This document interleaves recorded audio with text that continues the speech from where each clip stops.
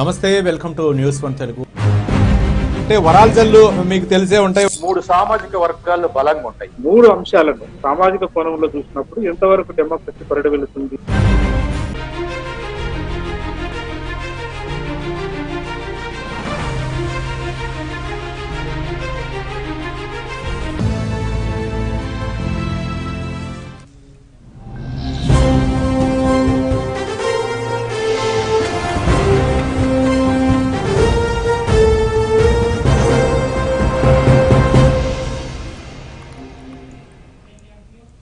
నమస్తే, welcome to news one Telugu. నేను రవి.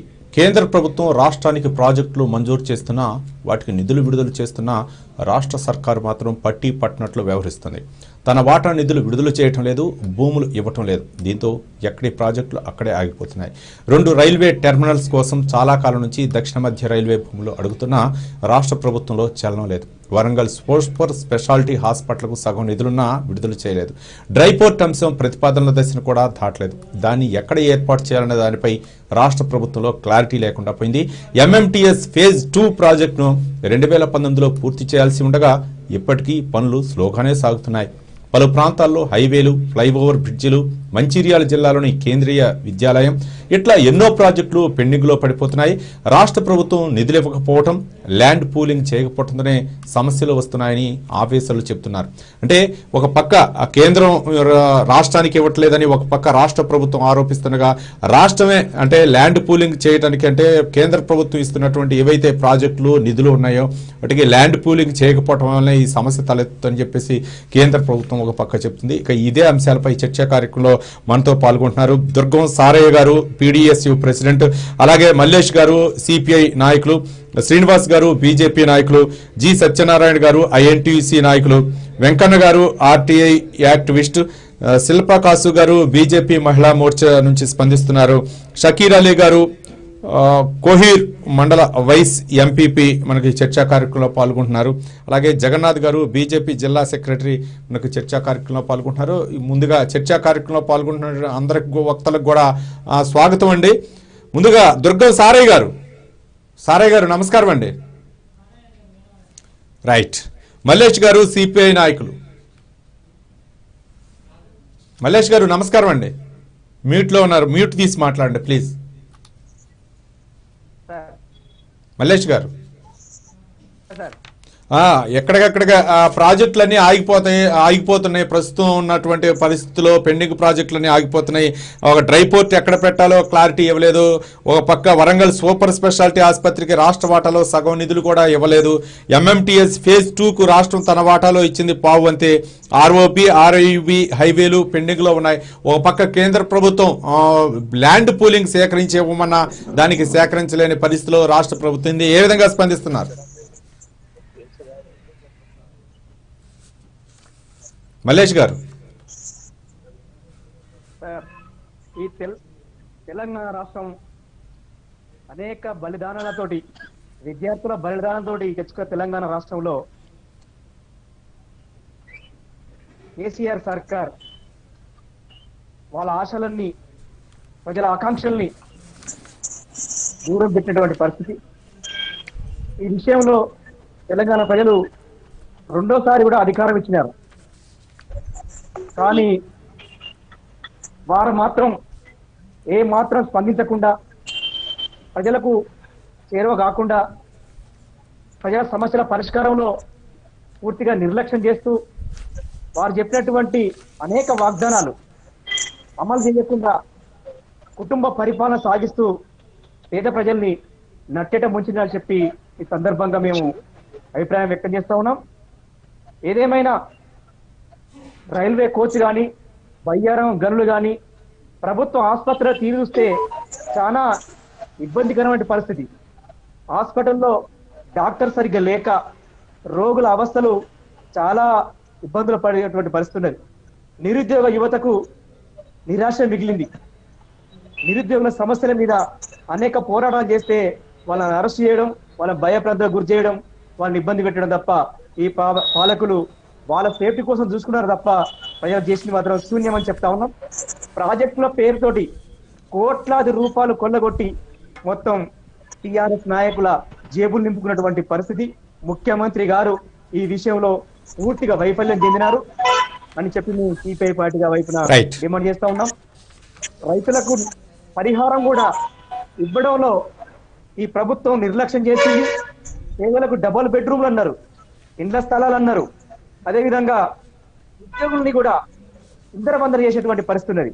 14 సంవత్సరాలుగా ఉపాధ్యాయ ఉద్యోగులు ఒకటే స్కూల్ అసిస్టెంట్ గా పనిచేస్తా ఉన్నారు. ఇప్పటి వరకు కూడా ప్రమోషన్ లేవు, బదిలీలు లేవు. ఒక 3-4 మండలాలకు ఒకటే ఎంఈఓ గారు పనిచేస్తా ఉన్నారు. అంటే విద్యా వ్యవస్థను కూడా ఏ మాత్రం పట్టించుకోకుండా నిర్లక్ష్యం చేస్తా ఉన్నారని చెప్పి ఈ సందర్భంగా మేము ప్రభుత్వాన్ని అడుగుతా ఉన్నాం, ప్రశ్నిస్తున్నాం. ప్రజలు కూడా తెలుసు, Right. అడుగుతా ఉన్నారు. కానీ ఈ ఎమ్మెల్సీ ఎన్నికల్లో వారికి తగిన గుణపాఠం చెప్తారని చెప్పి మేము ఆశాభావం వ్యక్తం చేస్తున్నాం సార్. రైట్ మల్లేష్ గారు. నరోత్తమ్ గారు కాంగ్రెస్ పార్టీ సీనియర్ నాయకులు. నరోత్తమ్ గారు నమస్కారం అండి. నరోత్తమ్ గారు నమస్కారం. వినపడుతుంది. నరోత్తమ్ గారు, ఎంఎంటీఎస్ ఫేజ్ 2 ప్రాజెక్టు 2019లో పూర్తి చేయాల్సి ఉండగా ఇప్పటికీ పనులు స్లోగానే సాగుతున్నాయి. పలు ప్రాంతాల్లో హైవేలు, ఫ్లైఓవర్ బ్రిడ్జిలు, మంచిర్యాల జిల్లాలోని కేంద్రీయ విద్యాలయం ఇట్లా ఎన్నో ప్రాజెక్టులు పెండింగ్ లో పడిపోతున్నాయి. రాష్ట్ర ప్రభుత్వం నిధులు ఇవ్వకపోవటం, ల్యాండ్ పూలింగ్ చేయకపోవడంతో సమస్యలు వస్తున్నాయని చెప్పేసి ఈ కేంద్రానికి సంబంధించినటువంటి ఆఫీసర్లు చెప్తున్నారు. ఏ విధంగా స్పందిస్తారు కాంగ్రెస్ పార్టీ నుంచి? న్యూస్1 వారికి, అదే విధంగా తోటి ప్యానలిస్టులకు, వ్యూవర్స్ అందరికి నమస్కారం, గుడ్ ఈవినింగ్ అండి. నమస్కారం అండి. ఈ రోజు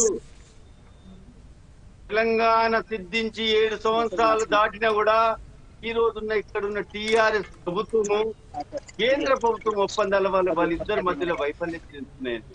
ముఖ్యంగా తీసుకుంటే ఏంటంటే ఈ రోజు డ్రైపోర్ట్ గాని, ఆ తర్వాత ఎంఎంటీఎస్ గాని, ఆ తర్వాత విభజన సమయంలో ఇచ్చిన హామీలన్నీ కూడా ఏవి కూడా అయితే దానికి ఏంటంటే ఈరోజు కేంద్ర ప్రభుత్వం కొన్ని చెప్తున్నది, రాష్ట్ర ప్రభుత్వం సరి అయిన వారికి ఇవ్వాల్సిన పేమెంట్ చేయాల్సిన వాటర్ పేమెంట్ చేయకుండా, ఆ తర్వాత ఏంటంటే ల్యాండ్ పూలింగ్ చేయనందువల్ల రాలేదని చెప్పి కేంద్ర ప్రభుత్వం చెప్తున్నది. ఆ తర్వాత రాష్ట్ర ప్రభుత్వం తీసుకుంటే ఏంటంటే నేను చేసిన వాళ్ళు ఇస్తలేరని చెప్పేసి రాష్ట్ర ప్రభుత్వం చెప్తున్నది. దాంట్లో ముఖ్యంగా తీసుకుంటే ఏంటంటే ఇప్పుడు మనం కొన్ని విభజన హామీలు తీసుకుంటే ఇప్పుడు రైల్వే కాజీపేట కోచ్ ఫ్యాక్టరీ కానీ రైల్వే దానికి ఏంటంటే ల్యాండ్ పూలింగ్ చేసినా కూడా ఈరోజు కేంద్ర ప్రభుత్వం ఆ ప్రాజెక్టు రద్దు చేయడం జరిగింది. ఆ తర్వాత ఏంటంటే మన దగ్గర హైదరాబాద్ లో రావాల్సిన ITIR 50,000 ఎకరాలు దానికి ల్యాండ్ పూలింగ్ చేస్తున్నాము అన్నా కూడా ఏంటంటే ఈరోజు సెంట్రల్ లో ఉన్న బీజేపీ ఏంటంటే దాన్ని రద్దు చేయడం జరిగింది. అయితే దీన్ని బట్టి చూస్తే ఏంటంటే క్లియర్ గా అర్థమవుతున్నది ఏంటంటే కేంద్ర రాష్ట్ర ప్రభుత్వాలు ఈరోజు పబ్లిక్ తో ఆడుకుంటున్నాయి. ఎమ్మెల్సీ ఎన్నికలు వచ్చినాయి కాబట్టి ఈ రోజు ఏంటంటే అన్ని బయటపడుతున్నాయి ఒకటి. ఈ రోజు కేంద్ర ప్రభుత్వం క్లియర్ గా చూసుకుంటే ఏంటంటే వాళ్ళు ప్రైవేటైజేషన్ పేరు మీద ఉన్న ప్రాజెక్టులను, ఉన్న పబ్లిక్ సెక్టర్ కంపెనీలను అన్ని అమ్మేయాలని వాళ్ళు చూస్తున్నారు. వాళ్ళు చూసి ఏంటంటే అదే సాకుగా తీసుకుని ఏంటంటే ఈరోజు రాష్ట్ర ప్రభుత్వం ఏంటంటే 7 సంవత్సరాలు దాటినా 7 సంవత్సరాలు ఏంటంటే గతంలో ఏదైతే కేంద్ర ప్రభుత్వం ఇచ్చిన హామీలను ఏంటంటే వాటికి ల్యాండ్ పూలింగ్ ఎందుకు చేయలేదు, దాని తగ్గట్ల డబ్బులు ఎందుకు పెట్టలేదు, ఇవన్నీ పెట్టకుండా ఏంటంటే ఈ రోజు టిఆర్ఎస్ ప్రభుత్వము, రాష్ట్రంలో ఉన్న టిఆర్ఎస్ ప్రభుత్వము ప్రజలను వంచిస్తున్నది. కేవలం వీళ్ళకు ఎన్నికలప్పుడే గుర్తొస్తాయి, సెంట్రల్ గవర్నమెంట్ ఇయ్యలేదు అని చెప్పేసి ఇక్కడున్న టిఆర్ఎస్ ప్రభుత్వము వారి మీద బ్లేమ్ వేయడానికి, ఆ తర్వాత సెంటర్ లో ఉన్న బీజేపీ ఏంటంటే ల్యాండ్ పూలింగ్ చేయలేదు, మేము ఇయ్యలేదు, దానికి తీసుకుని డ్రైపోర్ట్ ఎక్కడ పెట్టాలని చెప్పలేదు, ఇయ్యలేదు. ఆ తర్వాత ఎంఎంటీఎస్ ఫేజ్ 1 కంప్లీట్ చేసిండ్రు. ఆ ఫేజ్ 2కి ఏంటంటే స్టేట్ గవర్నమెంట్ తన వాటా ఇవ్వలేదు కాబట్టి మేము ఫర్దర్ కంప్లీట్ చేయలేకపోయాము. అలాంటి ఏంటంటే ఇంకా చాలా సెంట్రల్ గవర్నమెంట్ ప్రాజెక్టులు, రోడ్లు కానీ, ఫ్లైఓవర్లు కానీ, అండర్ బ్రిడ్జ్లు కానీ, ఇవన్నీ ఏంటంటే పనులు చేయకుండా ఎక్కడ వేసినా గొంగలు అక్కడే ఉన్నట్ట ఈ రోజు ఉన్నాయి. వాటికి ఏంటంటే రాష్ట్ర ప్రభుత్వం చెప్పేది ఏంటంటే సెంట్రల్ గవర్నమెంట్ నుంచి నిధులు రాలేదు, సెంట్రల్ గవర్నమెంట్ చెప్పేది ఏంటంటే వీళ్ళు ఏంటంటే వీళ్ళ వాటా ఏదైతే స్టేట్ గవర్నమెంట్ వాటా ఉన్నది కట్టలేదు కాబట్టి అక్కడి నుండి ప్రాజెక్ట్ రాలేదని చెప్పేసి సెంట్రల్ గవర్నమెంట్ చెప్తున్నది. ఇద్దరిది తప్పే అండి. ఎందుకంటే ఈ రోజు సెంట్రల్ గవర్నమెంట్ లో ఉన్నది బీజేపీ ఉన్నప్పుడు ఇక్కడ రాష్ట్రంలో ఉన్న బీజేపీ పార్టీ వాళ్ళు ఏం చేస్తున్నారు? కేవలం ఈ 7 సంవత్సరాల తర్వాత ఈ రోజు అన్ని పనులు కాలేదు కాబట్టి వాటికి ఏంటంటే స్టేట్ గవర్నమెంట్ వాటా కట్టలేదని చెప్పడం. ఈ రోజు వీళ్ళు ఎన్ని ధర్నాలు చేశారు? ఎక్కడ అడిగారు? ఏ రాష్ట్రంలో ఉన్న టిఆర్ఎస్ గవర్నమెంట్ ని ఎప్పుడు అడిగారు వీళ్ళు? మీరు పలానా ప్రాజెక్టు ల్యాండ్ ఎందుకు ఇవ్వలేదు, ల్యాండ్ ఎందుకు తీసుకోలేకపోయారు అని వీళ్ళు ఎందుకు అడగలేదు? అడగకుండా వాళ్ళపైన ప్రెషర్ ఎందుకు తీసుకురాలేదు? కేవలం ఎన్నికలు వచ్చినప్పుడు ఏంటంటే వాళ్ళ మీద వాళ్ళు చేయని చేతగాక వాళ్ళు ఏంటంటే రాష్ట్ర ప్రభుత్వం చెప్తున్నారు. రాష్ట్ర ప్రభుత్వం చేయని ఇష్టం లేక వాళ్ళకి కావాల్సింది ఏంటి? ఈ రోజు రాష్ట్ర ప్రభుత్వం బడ్జెట్ నంత ఏంటంటే వాళ్ళ ఓట్లు ఎట్లా వస్తాయి, ఓట్లను ప్రజాధనంతో ఓట్లు ఎలా కొనుక్కోవాలన్న ఆలోచనతోనే ఉన్నారు. కానీ వాళ్ళు డెవలప్మెంట్ ఓరియంటెడ్ ఏ ప్రాజెక్ట్ కూడా లేదు. ఎందుకంటే చాలా పెద్ద పెద్ద ప్రాజెక్టులు చూసామండి. నీమ్స్ అని వస్తుందని అన్నారు. నీమ్స్ వస్తున్నది అని అంటే దానికి రైతులకు ఏంటంటే సరి అయిన రీతిలో అన్ని మాట్లాడి అన్ని ఇవ్వాల్సిన బాధ్యత, ల్యాండ్ తీసుకోవాల్సిన బాధ్యత ఏంటంటే రాష్ట్ర ప్రభుత్వం మీద. రాష్ట్ర ప్రభుత్వం ఎక్కడ కూడా పనిచేస్తలేదు. వాళ్ళకి ఏంటంటే కేంద్ర ప్రభుత్వానికి రాష్ట్ర ప్రభుత్వం మీద నమ్మకం లేదు. అక్కడికి వెళ్ళిన డబ్బులు వాళ్ళ వాటా గిన్నిస్తే వీళ్ళ స్కీమ్లకు ఎక్కడ వాడుకుంటారో అన్న దీంట్లో ఉన్నారు. కాబట్టి సెంట్రల్ గవర్నమెంట్ వాళ్ళు డబ్బులు రిలీజ్ చేస్తలేరు. స్టేట్ గవర్నమెంట్ తన దగ్గర ఉన్న డబ్బులన్నింటినీ తీసేందంటే వాళ్ళకి ఓట్లకు కావాల్సిన ప్రాజెక్టులో పెట్టుకో, రైతు బంధువుగా అవి కూడా సరి అయిన రీతిలో వస్తలేవు. అలాంటి స్కీమ్ లోకి పెట్టుకున్నది. ఈ టిఆర్ఎస్ ప్రభుత్వం వచ్చిన తర్వాత ఒక్క డెవలప్మెంట్ వర్క్, ఒక్క పెద్ద ప్రాజెక్ట్ అనేది ఏడ కూడా రాలేదు. ఆ లెక్కలు నడుస్తున్నది. అది కేంద్ర ప్రభుత్వం కూడా అదే విధంగా ఉన్నది. కాబట్టి ఇద్దరికిద్దరు కలిసి ఏంటంటే ఏ ప్రాజెక్ట్ రానట్లా తెలంగాణ రాష్ట్రానికి అన్యాయం చేయడానికి ఈ రోజు 2 ప్రభుత్వాలు కూర్చున్నాయని చెప్పేసి క్లియర్ గా కనబడుతున్నది. శిల్పా కాసు గారు, బీజేపీ మహిళా మోర్చా నాయకురాలు. శిల్పా కాసు గారు నమస్కారం అండి.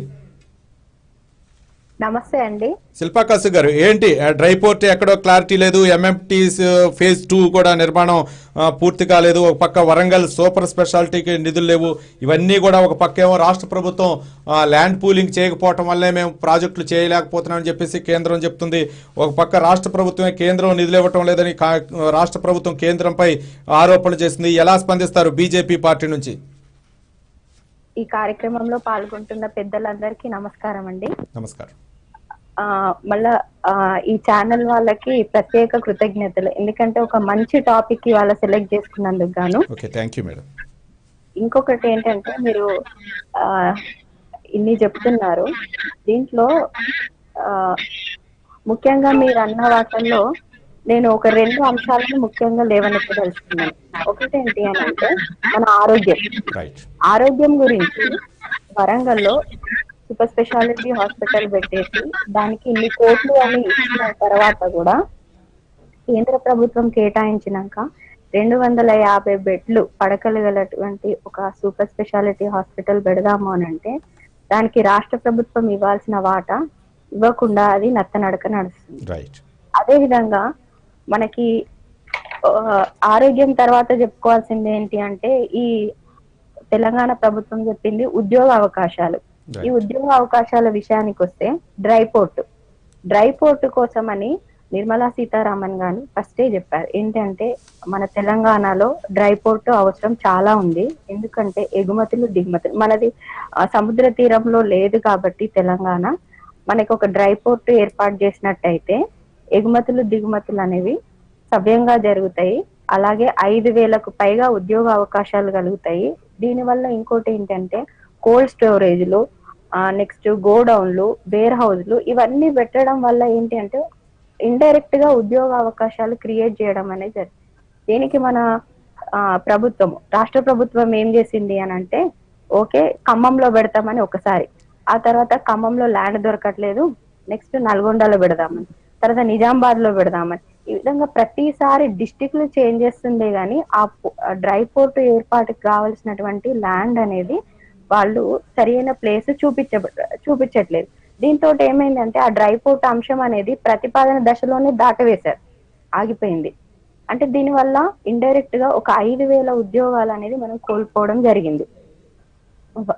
నెక్స్ట్ ఇలాంటి చాలా అంశాలు ప్రతి దాంట్లో కూడా ఏంటంటే కేంద్ర ప్రభుత్వము కేటాయిస్తుంది, దానికి గాను రాష్ట్ర ప్రభుత్వ వాటా కొంచెం ఇచ్చినట్టయితే ఆ ప్రాజెక్ట్ అనేది సవ్యంగా ముందుకెళ్ళిపోతుంది.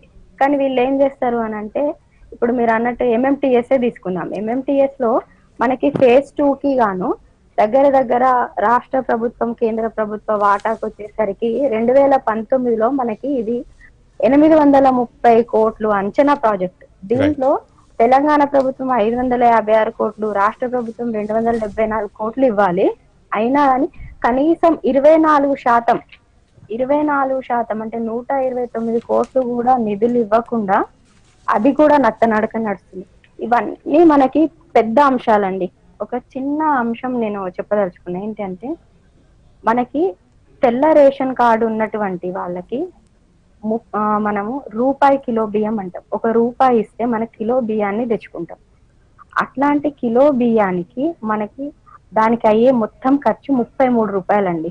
ఆ 33 రూపాయలలో ప్రజలు 1 రూపాయి ఇస్తారు, 2 రూపాయలు రాష్ట్ర ప్రభుత్వము భరించాలి, మిగతా 30 రూపాయలు కేంద్ర ప్రభుత్వం ఇస్తుంది.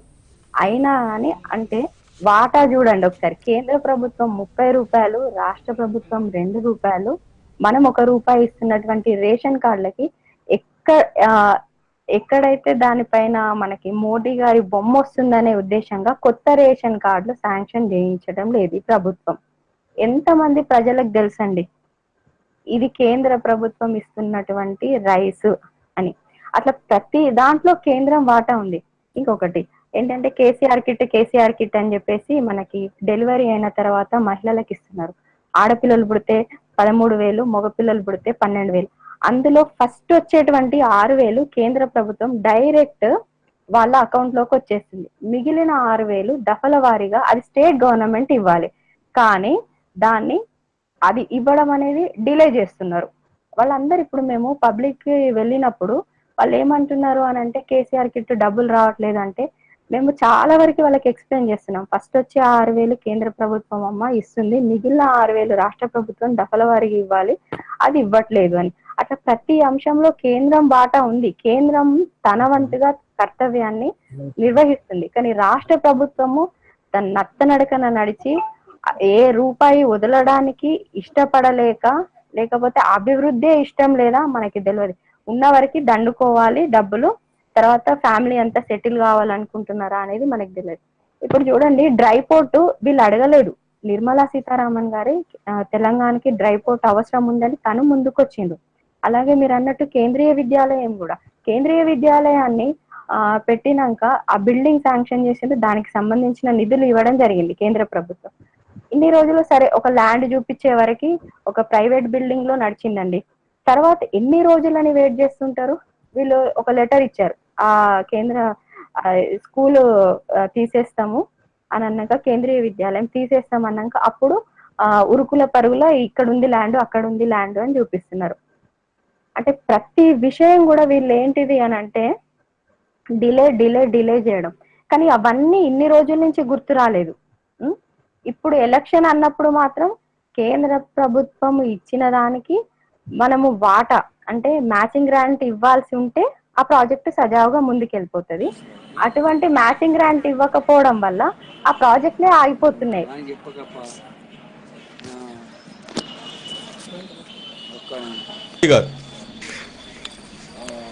షకీర్ అలీ గారు, కోహీర్ మండల వైసీ ఎంపీపీ షకీర్ అలీ గారు, షకీర్ అలీ గారు మీట్లో ఉన్నారు, దయచేసి మ్యూట్ తీసి మాట్లాడారు.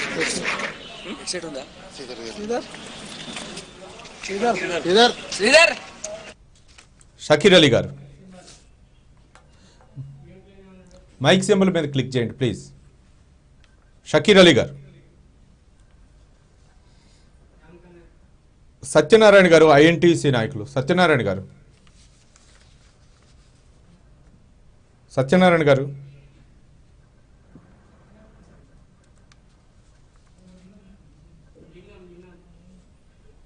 లింగం గారు. నాది వినపడుతుందండి? వినపడుతుందండి, మాట్లాడండి.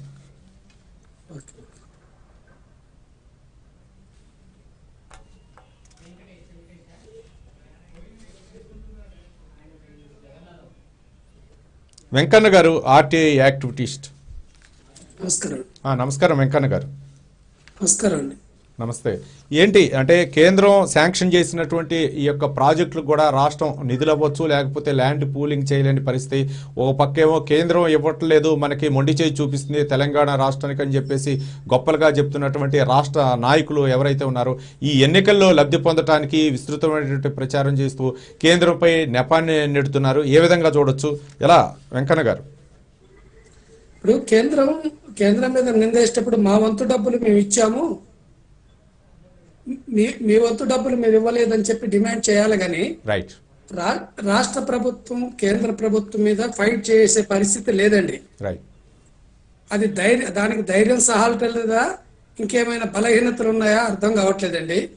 ఉదాహరణకి గ్రీన్ ఫీల్డ్ హైవే అని చెప్పి మన తెలంగాణ రాష్ట్రం నుంచి ఆంధ్రప్రదేశ్లోకి దేవరపల్లి వరకు, ఖమ్మం జిల్లా సూర్యాపేట నుంచి దేవరపల్లి వరకు గ్రీన్ ఫీల్డ్ హైవే శాంక్షన్ అయింది. రైట్, మాట్లాడండి వెంకన్న గారు. దానికి మొత్తం 1600 ఎకరాలు సేకరించాలి. ఇప్పటి వరకు సేకరించలే. కారణం ఏంటంటే ఖమ్మం జిల్లాలో కానీ ఇతర జిల్లాల్లో కానీ కొత్త కలెక్టరేట్లకి ఒక్కొక్క ఎకరానికి ₹1 కోటి ఇచ్చి రియల్ ఎస్టేట్ వ్యాపారులకి అనుకూలమైన స్థలాల్ని కొత్త కలెక్టర్ ఆఫీసులకు తీసుకున్నారు. కానీ ఈ భూసేకరణ చేసేటప్పుడు అక్కడ రైతులకి 12 లక్షలు ఇస్తానంటున్నారు. అంటే 2 పంటలు పండే మాగాణి 1600 ఎకరాలు ఖమ్మం జిల్లాలో అత్యంత విలువైన భూమి తీసుకుంటున్నప్పుడు వాళ్ళకి 12 లక్షలు ఇస్తారట. రియల్ ఎస్టేట్ వ్యాపారులకు కొత్త కలెక్టరేట్ దగ్గర ఇదే జిల్లాలో ₹1 కోటి ఇచ్చి తీసుకున్నారు. ఇంతేకాదు, ఇక్కడ సీతారామ ప్రాజెక్టు, తర్వాత బుగ్గవాగు ప్రాజెక్టు వాళ్ళకు 10 లక్షలు ఇస్తామని చెప్పి రైతులను మోసం చేసి సంతకాలు పెట్టించుకున్నారు. టోటల్ గా చూసినప్పుడు పెద్ద బడా కంపెనీల వాళ్ళకి, భూస్వాములకి, భూములు ఉన్న వాళ్ళకి ప్రయోజనం చేసే విధంగా ఆలోచనలు ఉన్నాయి. రెండోది, మంచి ప్రాజెక్టులు, ప్రజలకి ఉపయోగపడే శాశ్వత బహుళ ప్రాజెక్టులకు మాత్రం నిధులు లేవని చెప్పి ఉంచుతున్నారు. కాబట్టి ఈ ప్రభుత్వం ఇతర వాటికి దుర్వినియోగం చేసే ఖర్చును దుబారాన్ని తగ్గించుకొని అవినీతిని తగ్గించుకుంటే ఆ డబ్బుల్ని ఇటు ఖర్చు పెడితే ఉపయోగం జరుగుద్దండి. రైట్. సత్యనారాయణ గారు, ఐఎన్టీసీ నాయకులు. సత్యనారాయణ గారు. రైట్. శ్రీనివాస్ గారు, బీజేపీ నాయకులు. నమస్కారం అండి. నమస్కారం. ఈ కార్యక్రమంలో పాల్గొన్న మిత్రులందరికీ, అన్ని పార్టీ నాయకులకి మరియు వ్యూవర్స్, ఈ కార్యక్రమం లైవ్ ప్రోగ్రామ్ అయిన వాళ్ళందరికీ కూడా నమస్కారం. కేంద్రంలో భారతీయ జనతా పార్టీ రాష్ట్రానికి అనేక రకాలుగా నిధులు మంజూరు చేస్తుంది. రాష్ట్ర ప్రభుత్వం టిఆర్ఎస్ ప్రభుత్వం కేంద్రానికి పేరు వస్తుందని చెప్పి ఈ రోజు మటు కూడా ప్రధానమంత్రి ఆవాస్ యోజన కింద కేంద్రం నుంచి సుమారు 19,000 కోట్ల రూపాయలు తీసుకొచ్చింది అని అంటున్నారు. ఒక్క ఇల్లు ప్రధానమంత్రి ఆవాస్ యోజన కింద నిర్మాణం చేయలేదు తెలంగాణ రాష్ట్రంలో. తర్వాత ఆరోగ్యశ్రీ అమలు చేస్తున్న వంకతోని కేంద్ర ప్రభుత్వం అమలు చేసే ఆయుష్మాన్ భారత్ ఈ రోజు మటుకి మొన్ననే ఈ అకాడమిక్ ఇయర్ లో అమలు చేస్తున్నామని చెప్పారు. దానివల్ల మామూలు ప్రజలు, సామాన్యమైన ప్రజలు ఈ ఆయుష్మాన్ భారత్ ద్వారా లబ్ధి పొందలేక గత 3-4 సంవత్సరాల నుంచి కూడా లబ్ధి పొందకుండా నష్టపోయారు. తర్వాత కేంద్ర ప్రభుత్వం అనేక రంగాలలో ప్రభుత్వ కేంద్ర స్థాయి నుంచి వచ్చే నిధులు, అనేక నిధులు ఎక్కడ కూడా మనం ఈ రోజు మరి గ్రామ పంచాయతీకి ₹1 కూడా రాష్ట్ర ప్రభుత్వం నిధులు లేదు. కేంద్ర ప్రభుత్వం నుంచి ఇచ్చే ఫైనాన్స్ నిధులు, లేకపోతే ఈజీఎస్ నిధులు, తర్వాత స్వచ్ఛ భారత్ నిధులు తప్ప ₹100 కూడా ఈ రోజు పటికి కూడా గ్రామ పంచాయతీ కానీ మున్సిపాలిటీ కానీ ఈ రాష్ట్ర ప్రభుత్వం మంజూరు చేయలేదు. అంటే కేంద్ర ప్రభుత్వాన్ని నిధులు ఇవ్వట్లేదని చెప్పడానికి ఎక్కడ సోర్స్ లేదు. ఈ రోజు మటుకి ఇప్పుడు ఈ రోజున కేసీఆర్ స్థానిక ఎమ్మెల్యేలు బొమ్మలు పెట్టుకొని మన ఈ ఇవి మన రైతు వేదికలు, ఈ రైతు వేదికలు కూడా కేంద్ర ప్రభుత్వం ఉద్దేశించిన నిధులతో కట్టింది. అంటే ప్రతి రాష్ట్ర ప్రభుత్వం నిర్వహించే ప్రతి అభివృద్ధి కార్యక్రమం మొత్తం కూడా కేంద్ర ప్రభుత్వం నిధులతో నడుస్తుంది. రాష్ట్ర ప్రభుత్వం మొత్తం కూడా ఫండింగ్ అంతా కూడా పర్సంటేజ్ వచ్చే పనులకి కేటాయించడం వల్ల ఈ 6 సంవత్సరాల నుంచి ఒక్క రేషన్ కార్డు కానీ, ఒక్క పింఛను కానీ, ఒక్క ఇల్లు కానీ ఇవాళ ప్రజలకి ఇవ్వలేకపోయింది. ఈ రాష్ట్ర ప్రభుత్వం ఫెయిల్ అయింది. పరిపాలనా విధానంలో ప్రజలకి అనేక సంక్షేమ పథకాలు అందించడంలో ఫెయిల్ అయ్యి ఇవాళ భారతీయ జనతా పార్టీ ఈ ప్రజలకి ప్రత్యామ్నాయంగా రేపు మన సమస్యలు తీరాలంటే భారతీయ జనతా పార్టీకి అవకాశం ఇవ్వాలనే విధంగా ఈ రోజున ప్రజలు డిసైడ్ అయి ఉన్నారు గ్రామాలలో. దానికి ఉదాహరణే చాలా తక్కువ క్యాడర్ ఉన్న దుబ్బాకులో 60,000 ఓట్లు ఉన్న టిఆర్ఎస్, 60,000 ఓట్ల మెజార్టీలో ఉన్న టిఆర్ఎస్ 1000 ఓట్లతోని బీజేపీ ఓడించిందంటే అది అనూహ్యమైన ఫలితం. అది అంటే ఈ విధంగా రాష్ట్ర ప్రభుత్వం ఈ రోజున కేంద్ర ప్రభుత్వం మీద నిధులు ఇవ్వట్లేదని, లేకపోతే అభివృద్ధికి సంబంధించిన విషయాలలో కేంద్ర సహాయ సహకారం ఇవ్వట్లేదనడానికి రాష్ట్ర ప్రభుత్వానికి 1% కూడా అవకాశం ఎక్కడ లేదు. ఈ రోజున రీజనల్ రింగ్ రోడ్డు కూడా శాంక్షన్ చేసి తెలంగాణ రాష్ట్రానికి అది తొలి పెద్ద ఎత్తున అది తెలంగాణ రాష్ట్ర అభివృద్ధికి, తర్వాత ఉపాధికి పెద్ద ఎత్తున కూడా అది అవకాశం కలిగించే రీజనల్ దానికి ఏమంటే మంజూరు చేయటం, కొన్ని నిధులు ఇవ్వటం ఇవన్నీ జరిగింది. అంటే ఎక్కడ తెలంగాణ మీద భారతీయ జనతా పార్టీ చిన్నచూపు చేయలేదు. తెలంగాణ ప్రజలే భారతీయ జనతా పార్టీ మీద చిన్నచూపు చూడటం జరిగింది. కానీ ఈ రోజు ఆ పరిస్థితి లేదు.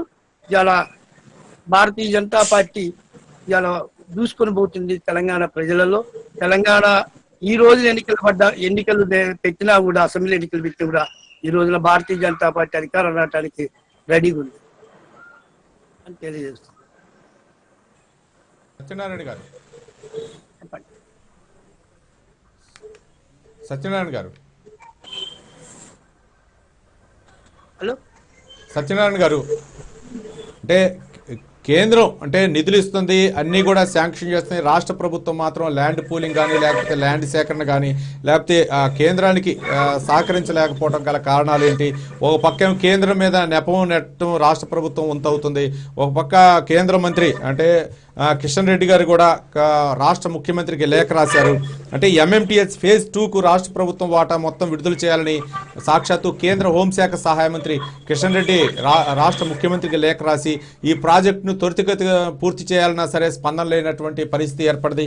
ఎలా చూడొచ్చు అంటారు సత్యనారాయణ గారు?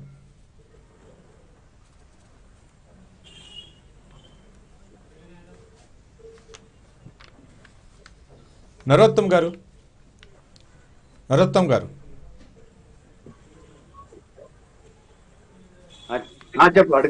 నరోత్తమ్ గారు, ఎంఎంటీఎస్ ఫేజ్ 2కు రాష్ట్ర ప్రభుత్వం వాటా విడుదల చేయాలని కేంద్ర హోంశాఖ సహాయ మంత్రి జి కిషన్ రెడ్డి లేఖ రాశారు రాష్ట్ర ముఖ్యమంత్రి కేసీఆర్కి.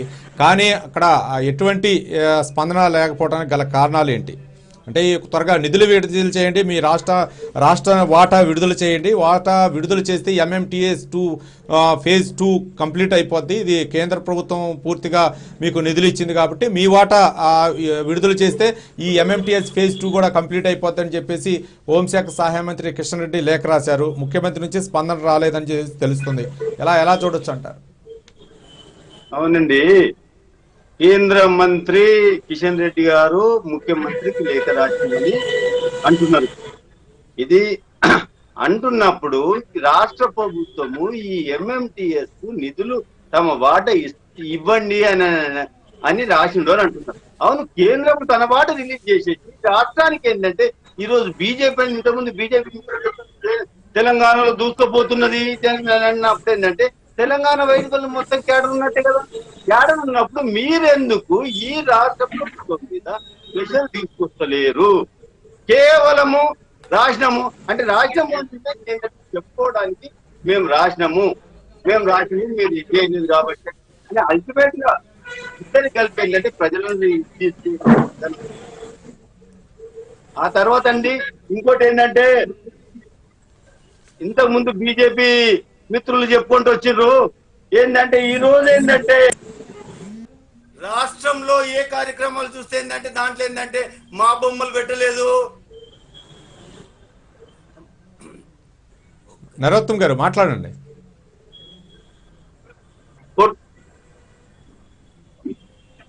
మా ఫోటోలు పెట్టలేదు అని చెప్పేసి వీళ్ళు గొడవ నడుస్తున్నది. కానీ ప్రజలకు కావాల్సిన వాటికి ఏంటంటే సరి అయిన రీతిలో వాడుతున్నారు. అరే ఇంతకుముందు మిత్రుడు అంటుండే బీజేపీ మిత్రుడు ఇందిరా ఇది మన ఆవాస్ యోజన కింద ఇల్లు కట్టలేదు, డబుల్ బెడ్రూమ్లు కట్టడంలా రాష్ట్రం ఫెయిల్ అయింది. ఆ తర్వాత కేంద్రం నుంచి వచ్చి ఏంటంటే దాంట్లోకి వెళ్ళి మేము డబ్బులు ఇస్తున్నాము అని అంటున్నారు. డబ్బులు ఇచ్చినప్పుడు మీరు పర్యవేక్షణ ఎందుకు చేయరు? ఈ ఫెడరల్ కాన్స్టిట్యూషన్ ప్రకారం ఈ ఫెడరల్ స్ట్రక్చర్ లా రాష్ట్ర గవర్నమెంట్ తర్వాత కేంద్ర గవర్నమెంట్ రెండు తీసుకుంటే ఏంటంటే కేంద్ర ప్రభుత్వం పై చేయి, ఆ పై చేయి ఉన్నప్పుడు ఏంటంటే ఈ రాష్ట్ర ప్రభుత్వానికి మీరు ఎందుకు అడుగుతారు? మీరు ఏ లెక్కలు అడుగుతలేరు. కేవలం ఏంటంటే ఈరోజు రాజకీయమే చేయాల్సిన రెండు పార్టీలకు రాజకీయం చేయాలని ఆలోచిస్తూ ఉన్నారు. వాళ్ళు ఏంటంటే వీళ్ళ టీఆర్ఎస్ లో ఉన్న వాళ్ళు ఏంటంటే 7 సంవత్సరాలు అయింది. 7 సంవత్సరాలలో వీళ్ళు కొత్తగా ఏవి కూడా తీసుకోకుండా ఏంటంటే వాళ్ళకి ఓట్లు ఏవైతే వస్తాయో ఆ స్కీమ్లను తీసుకొని వీళ్ళు ముందుకు పోతున్నారు. ఆ తర్వాత దీనికి ఏంటంటే కొత్త స్కీమ్లు తీసుకొని దీనికి కూడా ముందుకు వస్తుంది. ఆ తర్వాత గ్రామ పంచాయతీ నిధులు ఇంతకుముందు గ్రామ పంచాయతీ నిధులు వస్తున్నాయి. దాన్ని నిజంగా చెప్తే కరెక్టే. అది రాష్ట్ర ప్రభుత్వానికి కేంద్రం నిధులు వస్తున్నాయి అన్నప్పుడు పంచాయత్ రాజ్ చట్టం ప్రకారము కాన్స్టిట్యూషన్ ప్రకారం ఏంటంటే జనాభా లెక్కల ఎన్ని డబ్బులు ఇవ్వాలి అది కేంద్రానికి బాధ్యత. ఆ డబ్బులు వస్తున్నాయి దాని సరి కానీ అదే సరి అయిన రీతిలో ఏంటంటే రాష్ట్ర ప్రభుత్వానికి కూడా నిలదీయాల్సిన బాధ్యత ఏంటంటే కేంద్ర ప్రభుత్వానికి ఉన్నది. ఆ తర్వాత కేంద్ర ప్రభుత్వంలో ఉన్న పార్టీ బీజేపీ పార్టీకి ఈరోజు తెలంగాణ రాష్ట్రంలో వీళ్ళు నిధులు ఇవ్వనందుకు అన్యాయం జరుగుతున్నది అనేది అడగాల్సిన బాధ్యత ఉంది.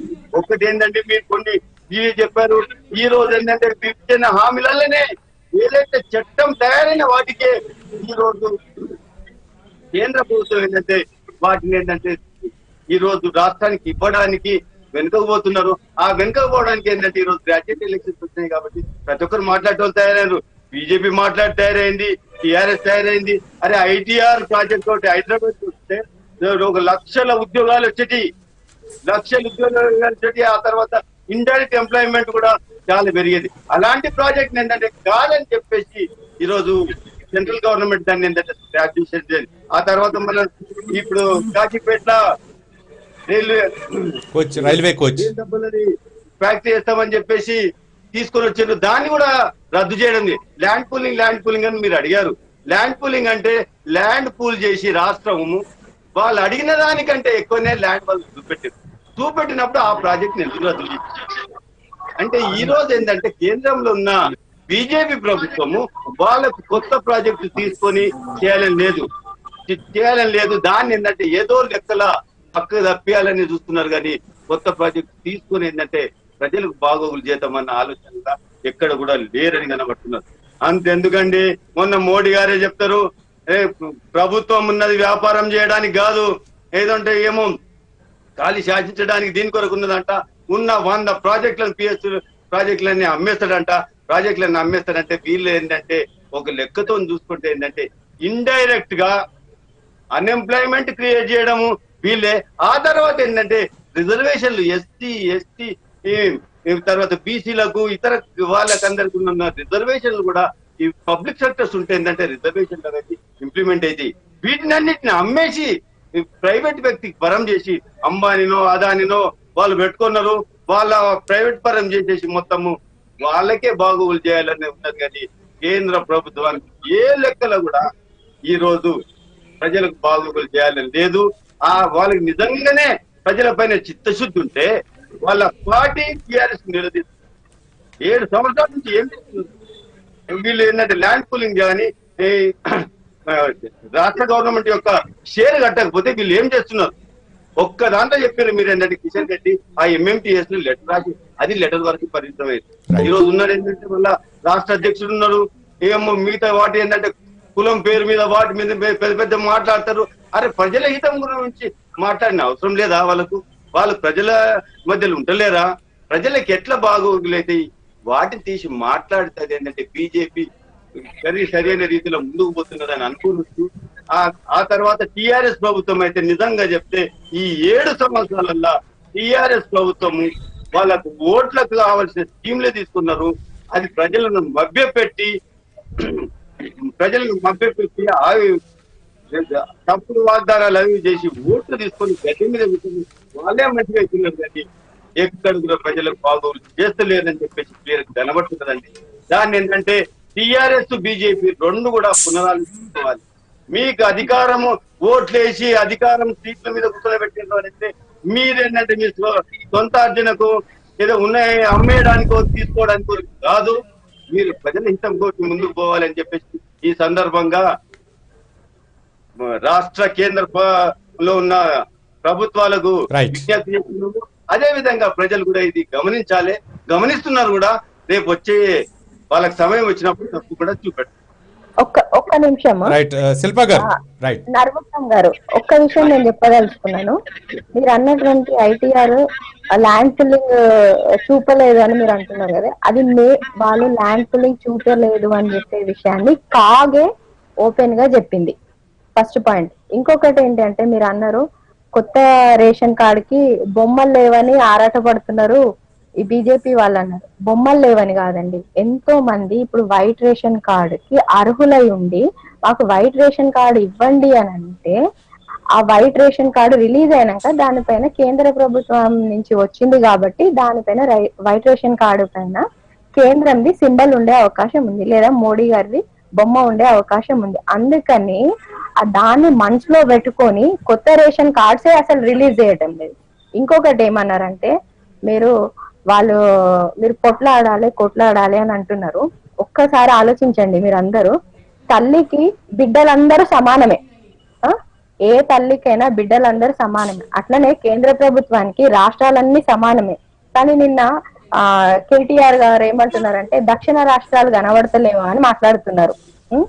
ఎప్పటికీ కూడా ఇప్పుడు ఎందుకు గుర్తొచ్చిందండి దక్షిణ రాష్ట్రాలు ఉత్తర రాష్ట్రాలని ఇప్పుడు గుర్తొచ్చిందా మీకు? ఇంకొకటి, ఎప్పుడైనా ఏ తల్లికైనా ఒక కొడుకు కొత్త సంసారం ఏర్పాటు చేసుకున్నారంటే ఆ ఇంటికి కావలసిన సదుపాయాలన్నీ సమకూర్చి ఇంకో కొడుకుతోటి సమానంగా చేయాలని ఆలోచిస్తుంది. అదే విధంగా కేంద్ర ప్రభుత్వం కూడా కొత్త ఏర్పడ్డ రాష్ట్రము ఎన్నో ఇబ్బందులు ఎన్నో గొడవల తర్వాత ఒక కొత్త రాష్ట్రం ఏర్పడింది. దానికి కావలసిన సదుపాయాలన్నీ ఏర్పాటు చేయాలనే ఉద్దేశంగా ప్రతి ఒక్క ప్రాజెక్టు తీసుకొని వస్తుంటే మీరు ఏది సరైనగా ల్యాండ్ చూపించట్లేదు, ప్రతిదీ వెనకాలకు వెళ్ళిపోతుంది. అంటే ఒక ఆర్గనైజ్డ్ వేలో, నేను బల్లగుద్ది చెప్పదలుచుకున్నాండి, ఒక ఆర్గనైజ్డ్ వేలో ఈ రాష్ట్ర ప్రభుత్వం ముందుకు వెళ్ళడం లేదు. వాళ్ళకు ఒకటి ఏంటి అని అంటే ఉన్న ప్రాజెక్టులు రావాలి, దాంట్లో ఏదైనా మనం పెట్టాల్సి వస్తేనేమో ఆగిపోవాలి, లేదంటే వాళ్ళకు ఉన్నాయన్ని బ్యాంక్ లో వేసుకోవాలి అమౌంట్. అదొక్కటే టార్గెట్ పెట్టుకుంది. రైట్ శిల్ప గారు, మళ్ళీ చర్చలోకి తీసుకుంటాం. ఇక లింగం గారు, కాంగ్రెస్ పార్టీ నాయకులు. లింగం గారు మీట్లో ఉన్నారండి, మీట్ తీసి మాట్లాడండి ప్లీజ్. మీట్లో ఉన్నారండి. రైట్ లింగం గారు. నమస్కారము అందరి గౌరవ సభ్యులందరికీ నమస్కారం. నమస్తే లింగం గారు. ఏంటి కేంద్ర ప్రభుత్వం నిధులు ఇచ్చినా, ఒక పక్క ప్రాజెక్టులు ఇచ్చినా సరే కంప్లీట్ చేయకపోవడానికి రాష్ట్ర ప్రభుత్వం సహకరించట్లేదని చెప్తున్నారు. రాష్ట్ర ప్రభుత్వం ఏమో ల్యాండ్ పూలింగ్ చేయలేకపోతుంది. ఒక పక్క హాస్పిటల్ అవ్వచ్చు, లేకపోతే సూపర్ స్పెషాలిటీ హాస్పిటల్ అవ్వచ్చు, ఎంఎంటీఎస్ అవ్వచ్చు, వరంగల్ సూపర్ స్పెషాలిటీ కూడా, అంటే కేంద్ర ప్రభుత్వం తన వాటాకి మంజూరు చేసినా సరే రాష్ట్ర ప్రభుత్వం తన వాటా కింద ఇవ్వాల్సినటువంటి నిధులు ఇవ్వలేకపోతుంది. ఏ విధంగా చూడొచ్చు, ఎలా స్పందిస్తారు మీరు కాంగ్రెస్ పార్టీ నుంచి? లింగం గారు. సార్ నేను ఒకటే చెప్పదలుచుకున్నా. మాట్లాడండి లింగం గారు. సార్ కేంద్ర ప్రభుత్వము చేసినటువంటి ప్రస్తావన ఏం లేదు తెలంగాణ రాష్ట్రంలో. గత కాంగ్రెస్ పార్టీ హయాంలోనే కేంద్రం నుంచి కానీ ఉమ్మడి ఆంధ్రప్రదేశ్ రాష్ట్రంలో కానీ మరి కాంగ్రెస్ చేసినటువంటి అభివృద్ధి తప్ప ఇంతవరకు ఈ టిఆర్ఎస్ ప్రభుత్వం కానీ బీజేపీ ప్రభుత్వం కానీ చేసిన పాపన లేదు. మీకు కూడా గమనిస్తానండి సార్. ఒకటే విషయం ఏంటంటే, ఇప్పుడు అక్కగారు మాట్లాడారు తెల్ల రేషన్ కార్డు గురించి. బీజేపీ ప్రభుత్వం కానీ స్టేట్ గవర్నమెంట్ కానీ గరీబీ కుటుంబాలకు మరి గత ఇందిరమ్మ ఉన్నప్పుడు, రాజీవ్ గాంధీ ఉన్నప్పుడే తప్ప ఎప్పుడు కూడా ఈ ఇందిరమ్మ హయంలోనే తెల్ల రేషన్ కార్డులు మంజూరు చేయడం జరిగింది. హలో మాట్లాడండి లింగం గారు. సార్, ఇక్కడ స్టేట్ గవర్నమెంట్ తీసుకుంటే ఏముందంటే వాళ్ళకు ఎలక్షన్లు వచ్చినప్పుడే మాటలకు పరిమితమై మాటలతోటి గ్యారెడేశం వేసి ప్రజలను బలోప్రభావాలకు గురి చేసి వాళ్ళను అమాయకుల ప్రజలను మోసం చేయడానికే ఈ స్టేట్ గవర్నమెంట్ ఉంది సార్ ఇక్కడ తెలంగాణ రాష్ట్రంలో. ఇంకొకటి ఏంటంటే డబుల్ బెడ్రూమ్ ఇల్లు అన్నారు, నిరుపేదవులకు ఉద్యోగాలు అన్నారు. మరి ఈ రోజు చూసుకుంటే రంగారెడ్డి కానీ, హైదరాబాద్ కానీ, మహబూబ్నగర్ కానీ, వరంగల్ కానీ, ఖమ్మం కానీ, నల్లగొండ కానీ, ఇక్కడ ఈ నిజవర్గంలో చూసుకుంటే మా కాన్స్టిట్యున్సీ పాత వరంగల్ జిల్లా, ఖమ్మం, నల్లగొండ,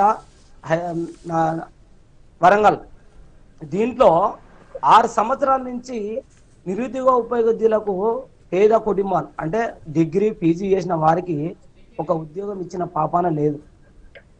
ఈరోజు ఈ ప్రభుత్వం మళ్ళా పల్లా రెడ్డి గారికి కట్టబెట్టాలని చెప్పి ఇక్కడ జరుగుతున్న విషయం సార్. ఒక పాయింట్ రైట్. నెక్స్ట్ ఏంటంటే ఈ తెలంగాణ రాష్ట్రంలో కేసీఆర్ కు కనపడుతున్నటువంటి జిల్లాలు కేవలం మేనల్లుడు, తర్వాత వచ్చేసి కొడుకు, తర్వాత వచ్చేసి ఆయన కాన్సెన్స్ డబుల్ బెడ్రూమ్ ఇల్లు కానీ, పింఛన్స్ కానీ, ఏదైనా తెల్ల రేషన్ కార్డు కానీ, ఏ సమస్యలు ఉన్నా ఆ 3 జిల్లాలకే పరిమితమైంది తప్ప ఇక్కడ మన అమాయకుల ప్రజలు మిగతా జిల్లాలకు ఎక్కడ చేసిన పాపాన్ని చేస్తారు ఇక్కడ. రైట్ లింగం గారు, మళ్ళీ చర్చలోకి తీసుకుంటాం. జగన్నాథ్ గారు, బీజేపీ జిల్లా సెక్రటరీ. రైట్. షకీర్ అలీ గారు.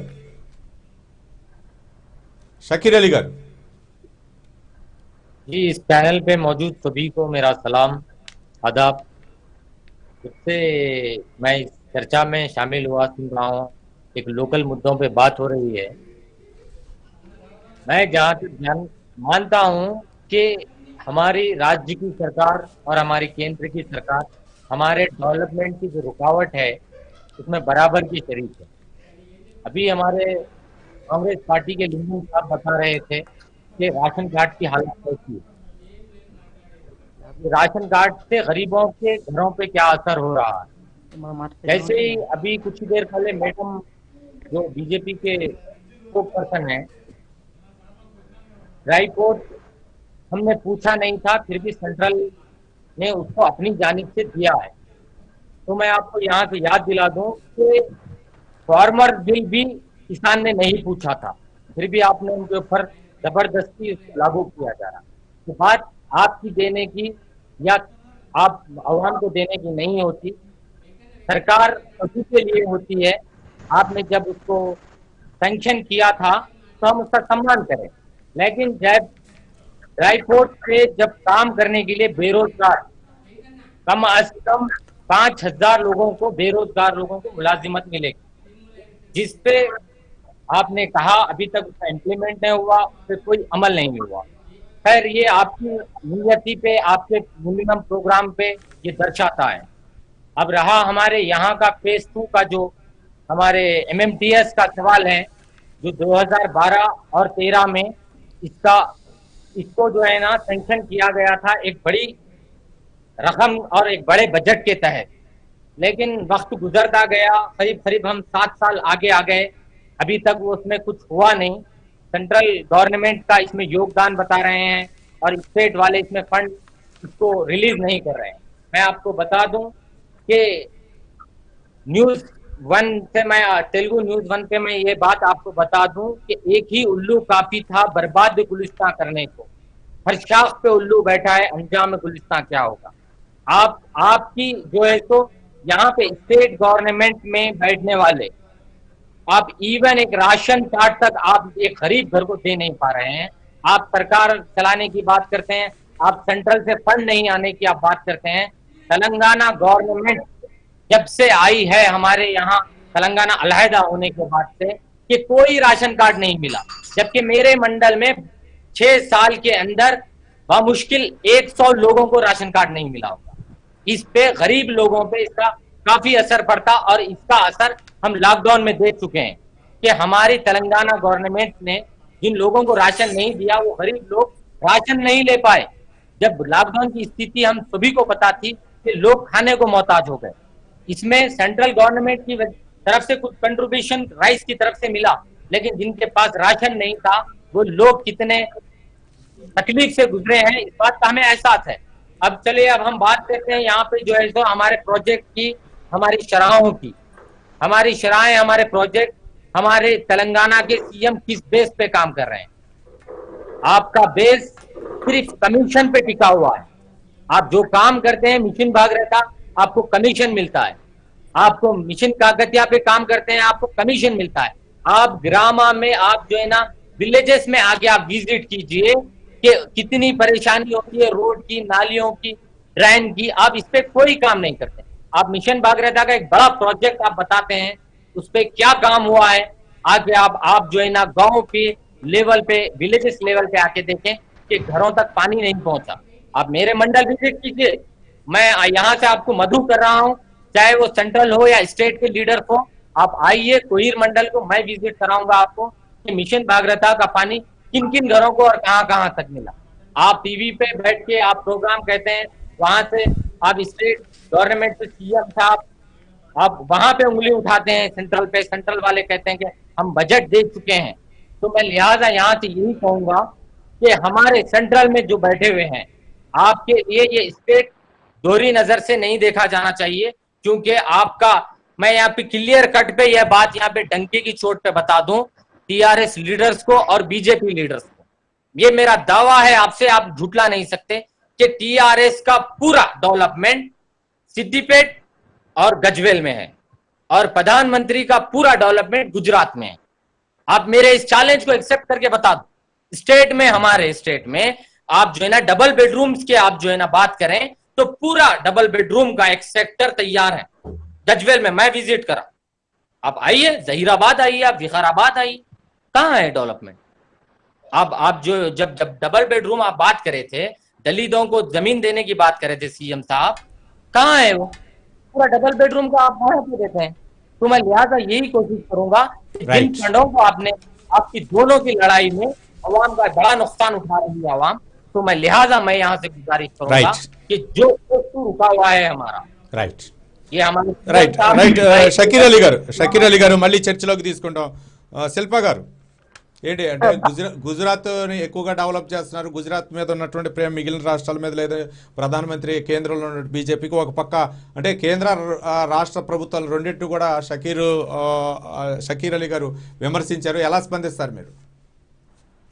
షకీల్ గారు, మీరు చెప్పిన పాయింట్స్ చాలా బాగున్నాయి, కానీ అందులో ఒకటి మీరు ఛాలెంజ్ చేసిందని నేను స్వీకరిస్తాను. మీ ఛాలెంజ్ ఏంటంటే గుజరాత్ లోనే డెవలప్మెంట్ ఉంది అన్నారు కదా, అంటే గుజరాత్ ప్రభుత్వం ఏం చేసిందంటే సెంట్రల్ గవర్నమెంట్ ఇచ్చినటువంటి ఇన్ని ప్రాజెక్ట్స్ ని అది యాక్సెప్ట్ చేసి తన వంతు అమౌంట్ పెట్టి అక్కడ నిరుద్యోగతని తీసివేసింది, ప్రాజెక్టులు డెవలప్ అయినాయి అక్కడ. ఆ విధంగా ఆ స్టేట్ అనేది డెవలప్ అయింది. ఇక్కడ నీకు ఫండ్స్ పంపిస్తున్నారు, ప్రాజెక్టులు వస్తున్నాయి, నువ్వేమి చూపిస్తలేవు కదా. ఈ స్టేట్ గవర్నమెంట్ దానికి ముందుకేం పోతలేదు కదా. ముందుకెళ్ళినప్పుడు వాళ్ళు ఎన్నిసార్లు అడుగుతారండి? అడిగి తర్వాత ఇది కేంద్రీయ విద్యాలయదే తీసుకోండి, నేను స్కూల్ క్యాన్సిల్ చేస్తా, ఇక దాన్ని ఆ స్కూల్ ని మీరు ప్రైవేటు ఒక భవనంలో నడపకూడదు అని అన్నాక అప్పుడు ఆలోచన చేస్తారా అండి ఎక్కడ బిల్డింగ్ కట్టాలి అని? ఎన్ని రోజులు ఛాన్స్ ఇస్తారు మీకు? ఇదే ఇప్పుడు ఐటీఆర్దే చూడండి, 2013-14 నుంచి జరుగుతున్న అది. మన ప్రయాణ మంత్రి గారేమో వివిధ దేశాలకు వెళ్ళేటువంటి అక్కడి నుంచి మాకు ప్రాజెక్టులు ఇవ్వండి, మేము ఇక్కడ డెవలప్ అవుతాము అని చెప్పేసి ఎన్నో ఒప్పందాలు చేసుకొని వచ్చి అక్కడి నుంచి ప్రాజెక్ట్స్ తీసుకొని రావడానికి తను దేశాలన్నీ తిరిగేసి వస్తుంటే ఇక్కడ పెట్టడానికి ఒక రీజన్ ఇవ్వండి అంటే ఇవ్వనప్పుడు ఎట్లా డెవలప్ అవుతుందండి? ఇంకొక విషయం అండి ఏంటంటే, మన టిఆర్ఎస్ ప్రభుత్వానికి ప్రశ్నించే గొంతు ఉంది అంటే దాన్ని నొక్కి పడేయాలి అంతే. ఇప్పుడే చూడండి, 40 ఎమ్మెల్సీలు ఉన్నటువంటి మన పెద్దల సభలో 6 గవర్నర్ని నియమిస్తారా? 14 మందిని ఎమ్మెల్యేలు నియమిస్తారా? నెక్స్ట్ మిగతా 14 మందిని లోకల్ బాడీసేనా? ఇక మిగిలింది 3 టీచర్లు, 3 గ్రాడ్యుయేట్స్. అంటే మన రాష్ట్రం నుంచి కేవలం 3 మాత్రమే గ్రాడ్యుయేట్ ఎమ్మెల్సీలు వెళ్తారు. మనం చిన్నప్పుడు స్కూల్లో కూడా నేర్చుకున్నామండి ఎమ్మెల్సీ పని ఏంటిది. పెద్దల సభలు ఉన్న వాళ్ళు ఎమ్మెల్యేలు సరైన దారిలో పోతుండ్రా లేదా, వాళ్ళు తెచ్చేటువంటి ప్రాజెక్టులే గాని లేకపోతే వాళ్ళు చేసేటువంటి చట్టాలు సరైన పద్ధతిలో పోతున్నాయా లేవా అని చూసేది ఎమ్మెల్సీలు. అయినా కానీ ఏంటి మొత్తం ఆ ఎమ్మెల్యే ఉన్న 40 కూడా కార్లే ఉండాలి, అంటే పింకే ఉండాలి. ఎవరు ఎదురుగా ప్రశ్నించే గొంతు ఉండొద్దు. ఎక్కడి నుంచి గెలిచినా పర్వాలేదు, తీసుకొచ్చి టిఆర్ఎస్ దాంట్లో కండవ కప్పాలి. అట్లా ఉన్నప్పుడు ఒక ప్రతిపక్షం ఉన్నప్పుడే కదండి గవర్నమెంట్ సరి అయినగా పోతుందా లేదా అని చెప్పి అందరినీ తన దాంట్లోకి తీసుకోబోతుంటే నీ దారిలో నువ్వు పోతూ ఉంటావు. అది కాదు కదా పద్ధతి. అందరినీ గొంతు నొక్కేయడం అనేది చాలా తప్పు. మనం ప్రశ్నించే గొంతును పంపించాలి. అందుకనే ఈసారి ఎమ్మెల్సీలో ఖచ్చితంగా మా బీజేపీ తరపు నుంచి ఉన్న వాళ్ళు 2 ఎమ్మెల్సీలు గెలుస్తారు. అది మేము బల్లగుద్ది చెప్పదలుచుకున్నామండి. Right right madam. సార్ మాట్లాడండి. ఇప్పుడు మేడం గారు చెప్పినట్టు కాంగ్రెస్ ప్రభుత్వం అని, బీజేపీ ప్రభుత్వం అని, టిఆర్ఎస్ ప్రభుత్వం అని చెప్పుకుంటున్నారు. ఇప్పుడు మోడీ గారేమో ప్రధానమంత్రిగా ఉండి గుజరాత్ ని డెవలప్మెంట్ చేస్తామంటే, ఇక్కడనేమో గజ్వేలు, సిద్దిపేట, సిరిసిల్లనే అభివృద్ధి జరుగుతూ ఉన్నది.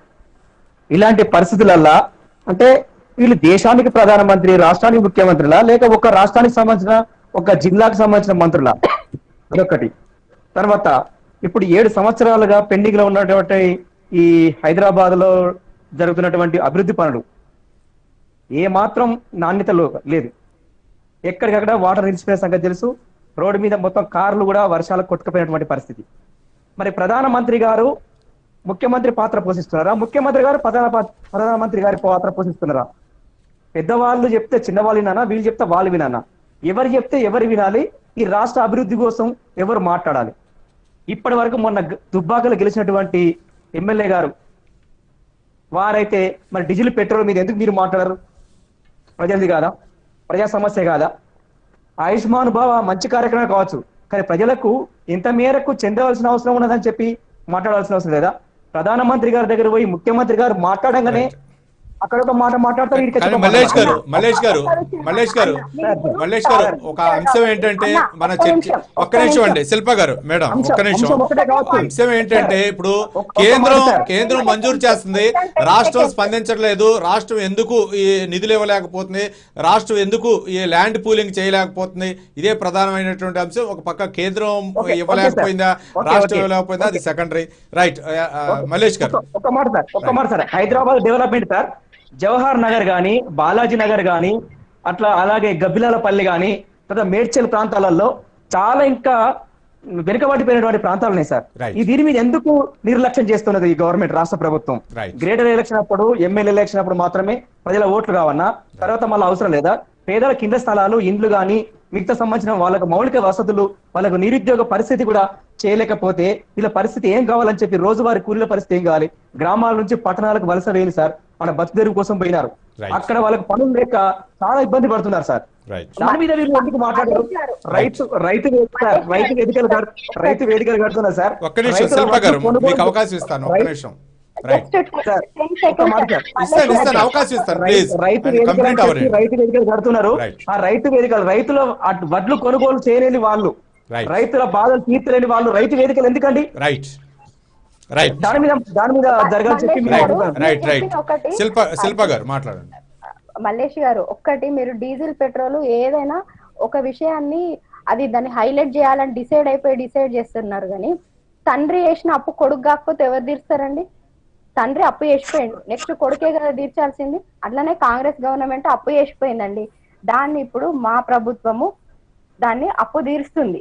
దాన్ని సగం కంటే ఎక్కువ తీర్చింది. మిగతా సగాన్ని ప్రజల పైన ఒక పన్ను రూపంలో చేస్తుంది. దాన్ని ఆల్రెడీ నిన్న నిర్మలా సీతారామన్ గారు కూడా అన్నారు, జిఎస్టీలో వేసేయండి అని చెప్పేసి. అది చర్చలు జరుగుతున్నాయి. దాన్ని ఏమైంది, పెరిగింది అనే చూపిస్తున్నారు. కానీ దానికి ఎందుకు పెరిగింది అంటే ప్రజలని తప్పుదో పట్టించడం తప్ప ఏం లేదంట. తండ్రి చేసిన అప్పు, ఒక్కటే మాటలు చెప్తున్నా, తండ్రి చేసిన అప్పు కొడుకు తీరుస్తున్నాడు, అంతే అండి. తీర్చొద్దా మీరు చెప్పండి. రైట్ వెంకన్న గారు. వెంకన్న గారు మీట్లో ఉన్నారు, మీట్ తీసి మాట్లాడండి. ఇందనక మాట్లాడిన వాళ్ళల్లో బీజేపీ మిత్రులు కానీ మేడం గారు కానీ మాట్లాడుతున్నారు. అంటే ఇక్కడ ప్రజా అవసరాలు ఏ ప్రభుత్వం నిర్లక్ష్యంగా ఉంది, ఏ ప్రభుత్వం నిర్లక్ష్యంగా వ్యవహరిస్తుంది, ఏ ప్రభుత్వం పక్షపాతంగా వహిస్తుంది అనేది నిష్పక్షపాతంగా మాట్లాడితే ఈ టీవీ చర్చకు ప్రయోజనం. బీజేపీ చేయట్లేదు అనగానే మాది ఇట్లా చేయట్లేదు, కేసీఆర్ తప్పు, కేసీఆర్ చేయట్లేదు అంటే వాళ్ళు అది సమర్థించుకోవటం అది కరెక్ట్ కాదు. ఇప్పుడు మేడం గారు ఇందనక బీజేపీ మిత్రులు అన్నట్టుగా ఈ ల్యాండ్ పూలింగ్ కి వివిధ ప్రాజెక్టులకి కావలసిన ఈ భూమిని సేకరించట్లేదంటే మీరు కేంద్ర ప్రభుత్వం నిధులు ఇస్తున్నా కూడా భూమిని సేకరించట్లేదని ఎన్నికల్లో ప్రచారం చేస్తున్నారు కదా. అటువంటిది ఎన్నికలు లేనప్పుడు కూడా మీరు ఒక టీమ్ గా బయలుదేరి ఈ ప్రభుత్వ విధానాలను ఎండగట్టే పని ఎందుకు చేయరు? అంటే ప్రజల్ని మోసం చేయడంలో మీరు కాంగ్రెస్ వాళ్ళు బీజేపీ వాళ్ళు అందరూ ఒకటే. ఏదైనా ఈ ప్రభుత్వ విధానం ఇది, దీనికి మేము వ్యతిరేకం ఎట్లున్నామని చెప్పండి, చెప్పి ఒక టీమ్ గా తిరిగి ప్రచారం చేయండి. చేయరు. ఎందుకంటే ఎన్నికలు రావాలా, ఎన్నికలు వచ్చిందనక ఈ ప్రభుత్వం మీద వ్యతిరేకత రావాలా, మేము దాన్ని ఎత్తిపొడుస్తుండాలా. ఆ ఎత్తిపొడితే ప్రజలకు కోపం వచ్చిందనక ఎన్నికల్లో వచ్చిన తర్వాత మాకు ఓట్లు పడాలి. గెలిస్తే ఏంటి ఉపయోగం? మీరు గెలిస్తే ఏంటి, టీఆర్ఎస్ గెలిస్తే ఏంటి, కాంగ్రెస్ గెలిస్తే ఏంటి, ప్రజలకు ఉపయోగం ఏం చేశారనేది కీలకం. ఇక్కడ ఏ పార్టీ మీరు ఏదైనా తీసుకోండి, ఒక చర్చ, ఒక ఎజెండా మీద చర్చ పెడితే దాన్ని పూర్తిగా సమర్థిస్తూ ఆ పార్టీ అని మాట్లాడతారు. ఏ పార్టీ వాళ్ళు ఆ పార్టీని సమర్థిస్తారు. అధికారంలో లేనోడు అధికారంలో ఉన్న వాళ్ళని విమర్శిస్తారు. అది కాదు ముఖ్యం. నిజాయితీగా నిష్పక్షపాతంగా చర్చలో పాల్గొంటే టీవీ వాళ్ళు మనకి ఇచ్చిన అవకాశాన్ని సద్వినియోగం చేసుకుంటే వాళ్ళు ఏ లక్ష్యంతో ప్రజా ప్రయోజనం ఆశించి ఇప్పుడు వాళ్ళు చర్చ పెట్టారు. ఆ చర్చకి వాస్తవాలు మాట్లాడాలి తప్ప, వాస్తవాలు మాట్లాడాలంటే నిజంగా మీరు ఈ ప్రభుత్వానికి ఈ నిధులు మా వాటా కేటాయించాం ఈ ప్రాజెక్టుకి, వీళ్ళు కేటాయించలేదు అనేది మీ టీమ్ గా ఇప్పుడు బండి సంజయ్ గారు తిరుగుతున్నారు. ఆ టీమ్ గా తిరగండి, జిల్లాలన్నీ ప్రజలు చైతన్యం అవుతారు. అట్లంతే తిరగరు. అట్లాగే ఎమ్మెల్సీ ఎన్నికల ఈ ఎన్నికల గురించి చెప్పకండి. ఈ ఎన్నికల చర్చ కాదు. అట్లా మాట్లాడితే ఇక కింది ప్రభుత్వాన్ని విమర్శించి కేసీఆర్ ఇటు చేసి, కేసీఆర్ మంచోడని నేను అంటలే. ఆయన ఎవరో వచ్చినప్పుడు చూడొచ్చు. ఆయన అబద్ధాలు దేశంలో ఇంకోటి ఆడిటోళ్ళు అబద్ధాలు ఆడటంలో ప్రజల్ని మాస్గా ఆకర్షించడంలో చాలా చాణక్యుడు. దాని గురించి కాదు. ఇప్పుడు మీరు చర్చ వారు పెట్టింది ఏంటి? ఇప్పుడు కేంద్ర ప్రభుత్వం కేటాయించే వివిధ ప్రాజెక్టులకి రాష్ట్రం వాటా ఇవ్వట్లేదని, ల్యాండ్ పూలింగ్, మిగిలినటువంటి హాస్పిటల్స్ కానీ ఏవైనా సరే కేంద్రం సమకూరుస్తుంది కానీ రాష్ట్ర ప్రభుత్వం దానికి ఇవ్వాల్సినటువంటి ఫండ్స్ ఇవ్వట్లేదు. దాని వాటా రాష్ట్ర వాటా, ఎవరి వాటా వాళ్ళకి ఇస్తే ప్రజా ప్రయోజనాలు నెరవేరుతాయని ఇవ్వట్లేదని చర్చ. కాబట్టి ఇక్కడ ఏం చేయండి, మీరు సెంట్రల్ ప్రభుత్వం ఇస్తున్నా వీళ్ళు వినియోగించట్లేదు అన్నారా? ఓకే, ఏ ప్రాజెక్టు ఎంత ఇచ్చారు? ఇందనక బీజేపీ మిత్రులు పెద్ద ఆయన ఒక మాట అన్నారు, ఆవాస్ యోజన కింద ఇళ్ల కింద ప్రభుత్వం వినియోగించుకోవట్లేదని. ప్రజలకు అవసరమేగా. నిజంగా కేంద్ర ప్రభుత్వం వినియోగించుకుంటే కేంద్ర ప్రభుత్వం పేరు వస్తుందని టీఆర్ఎస్ ప్రభుత్వం అనుకుంది అనుకోండి. టీఆర్ఎస్ బీజేపీ కేంద్ర ప్రభుత్వం కాదు. అదే ప్రజలకు ప్రయోజనం జరగనప్పుడు ఏం చేయాలి? మీరు పెద్ద ఎత్తున మీ ఇన్ని ఇళ్లు కేటాయించడానికి ఇన్ని నిధులు కేటాయించడం ఉపయోగించట్లేదు, మీరు దరఖాస్తులు పెట్టండి, కలెక్టర్ ఆఫీస్కి దరఖాస్తు పెట్టండి అన్నారు. నేనే ఈ ఒక 3-4 కలెక్టర్లు పెట్టారు. ఈ ఆవాస్ యోజన కింద కేంద్ర ప్రభుత్వం కేటాయించిన నిధులు పేదవాళ్ళకి ఇళ్లు కేటాయించడానికి ఏమి ఆదేశాలు ఇచ్చారు, దాని జీవోలు పంపండి అని 4-5 కలెక్టర్లకి లెటర్లు పెడితే మా దగ్గర అటువంటి వివరాలు లేదని అన్నారు. నా దగ్గర రికార్డ్ ఎవిడెన్స్ ఉంది. దాని మీద మీరు ఎందుకు చేయరు? ఏమండి? అందుకనే ప్రజలకు కోపం రావాలా, మనం చెప్పినవని చెప్పాలా, మనం ఓట్లు దండుకోవాలా? దీనివల్ల ఏం ప్రయోజనం లేదండి. ఎన్ని చర్చలు జరిగినా ఉపయోగం లేదు. టీవీ వారు మంచి అవకాశం ఇచ్చారు, దీన్ని ఉపయోగించండి. దాన్ని ఆత్మవిమర్శతో చేయాలి తప్ప పక్షపాతంతో మాట్లాడితే టీవీ వారు ఏ ఆశయం కోసం పెట్టారు అది నెరవేరాలి. వెంకన్న గారు, అంటే కేంద్రం అవ్వచ్చు లేకపోతే రాష్ట్రం అవ్వచ్చు, అంటే కేంద్రం అంటే అన్ని రాష్ట్రాలని సమానంగా చూస్తుంది. ఒక పక్క అంటే ఈ ఏవైతే ప్రాజెక్టులు ఉన్నాయో అవి అన్ని రాష్ట్రాలకి కేటాయిస్తాయి, కానీ రాష్ట్రాలు కూడా సహకరించాలని చెప్పేసి ఈ యొక్క బీజేపీ నేతల వాదన. కాబట్టి కేంద్రం ఇచ్చిన వాటికి రాష్ట్రం వాటా లెక్క ప్రకారం చెల్లించాలి కదా, చెల్లిస్తేనే ఆ ప్రాజెక్టు సార్థకత చేకూరుస్తుంది, ప్రజలకు అందుబాటులో వస్తుంది. రైల్వే అవ్వచ్చు, లేకపోతే సూపర్ స్పెషాలిటీ అవ్వచ్చు, కేంద్రీయ విద్యాలయాలు అవ్వచ్చు, ఇవన్నీ కూడా కేంద్రం తన వంతుగా వాటాలు సమకూరుస్తుంది. రాష్ట్రం వాటా విషయానికి వస్తే రాష్ట్రం సహకరించట్లేదని చెప్పేసి బీజేపీ నాయకుల యొక్క అభిప్రాయం. ఎలా స్పందిస్తారు మీరు ఆర్టీఐ యాక్టివిస్ట్ గా? నేను ఆర్టీఐ యాక్టివిస్ట్ గా ఏం స్పందిస్తారంటే, ఏ ప్రాజెక్టుకి ఏ విషయానికి మీరు ఎంతెంత బడ్జెట్ కేటాయించారో, వాళ్ళు రాష్ట్ర ప్రభుత్వం వాళ్ళు ఎంత బడ్జెట్ కేటాయించలేదో, దానివల్ల ఎంత ఉపాధి పోయిందో, ఏ అవకాశాలు పోయినాయో మీరు ఒక కరపత్రం వేయండి. కరపత్రం వేసి ప్రచారం చేయండి. రోజు మీకు అనుకూలమైన పత్రికలకు అన్ని ఇవ్వండి. సరే, ఎవరి పత్రికలు వాడారు అది దాని మీద ఐసోలేట్ చేయండి. మీరు ప్రజా ప్రయోజనం జరిగేదాన్ని ఏదైతే ఈ రాష్ట్ర ప్రభుత్వ నిర్లక్ష్యం, బాధ్యత రాహిత్యం వల్ల అది నెరవేరకపోతుందో రైట్ వెంకయ్య గారు అక్కడి నుంచి ఏమంటున్నారు? రైట్ సరే రైట్ శ్రీనివాస్ గారు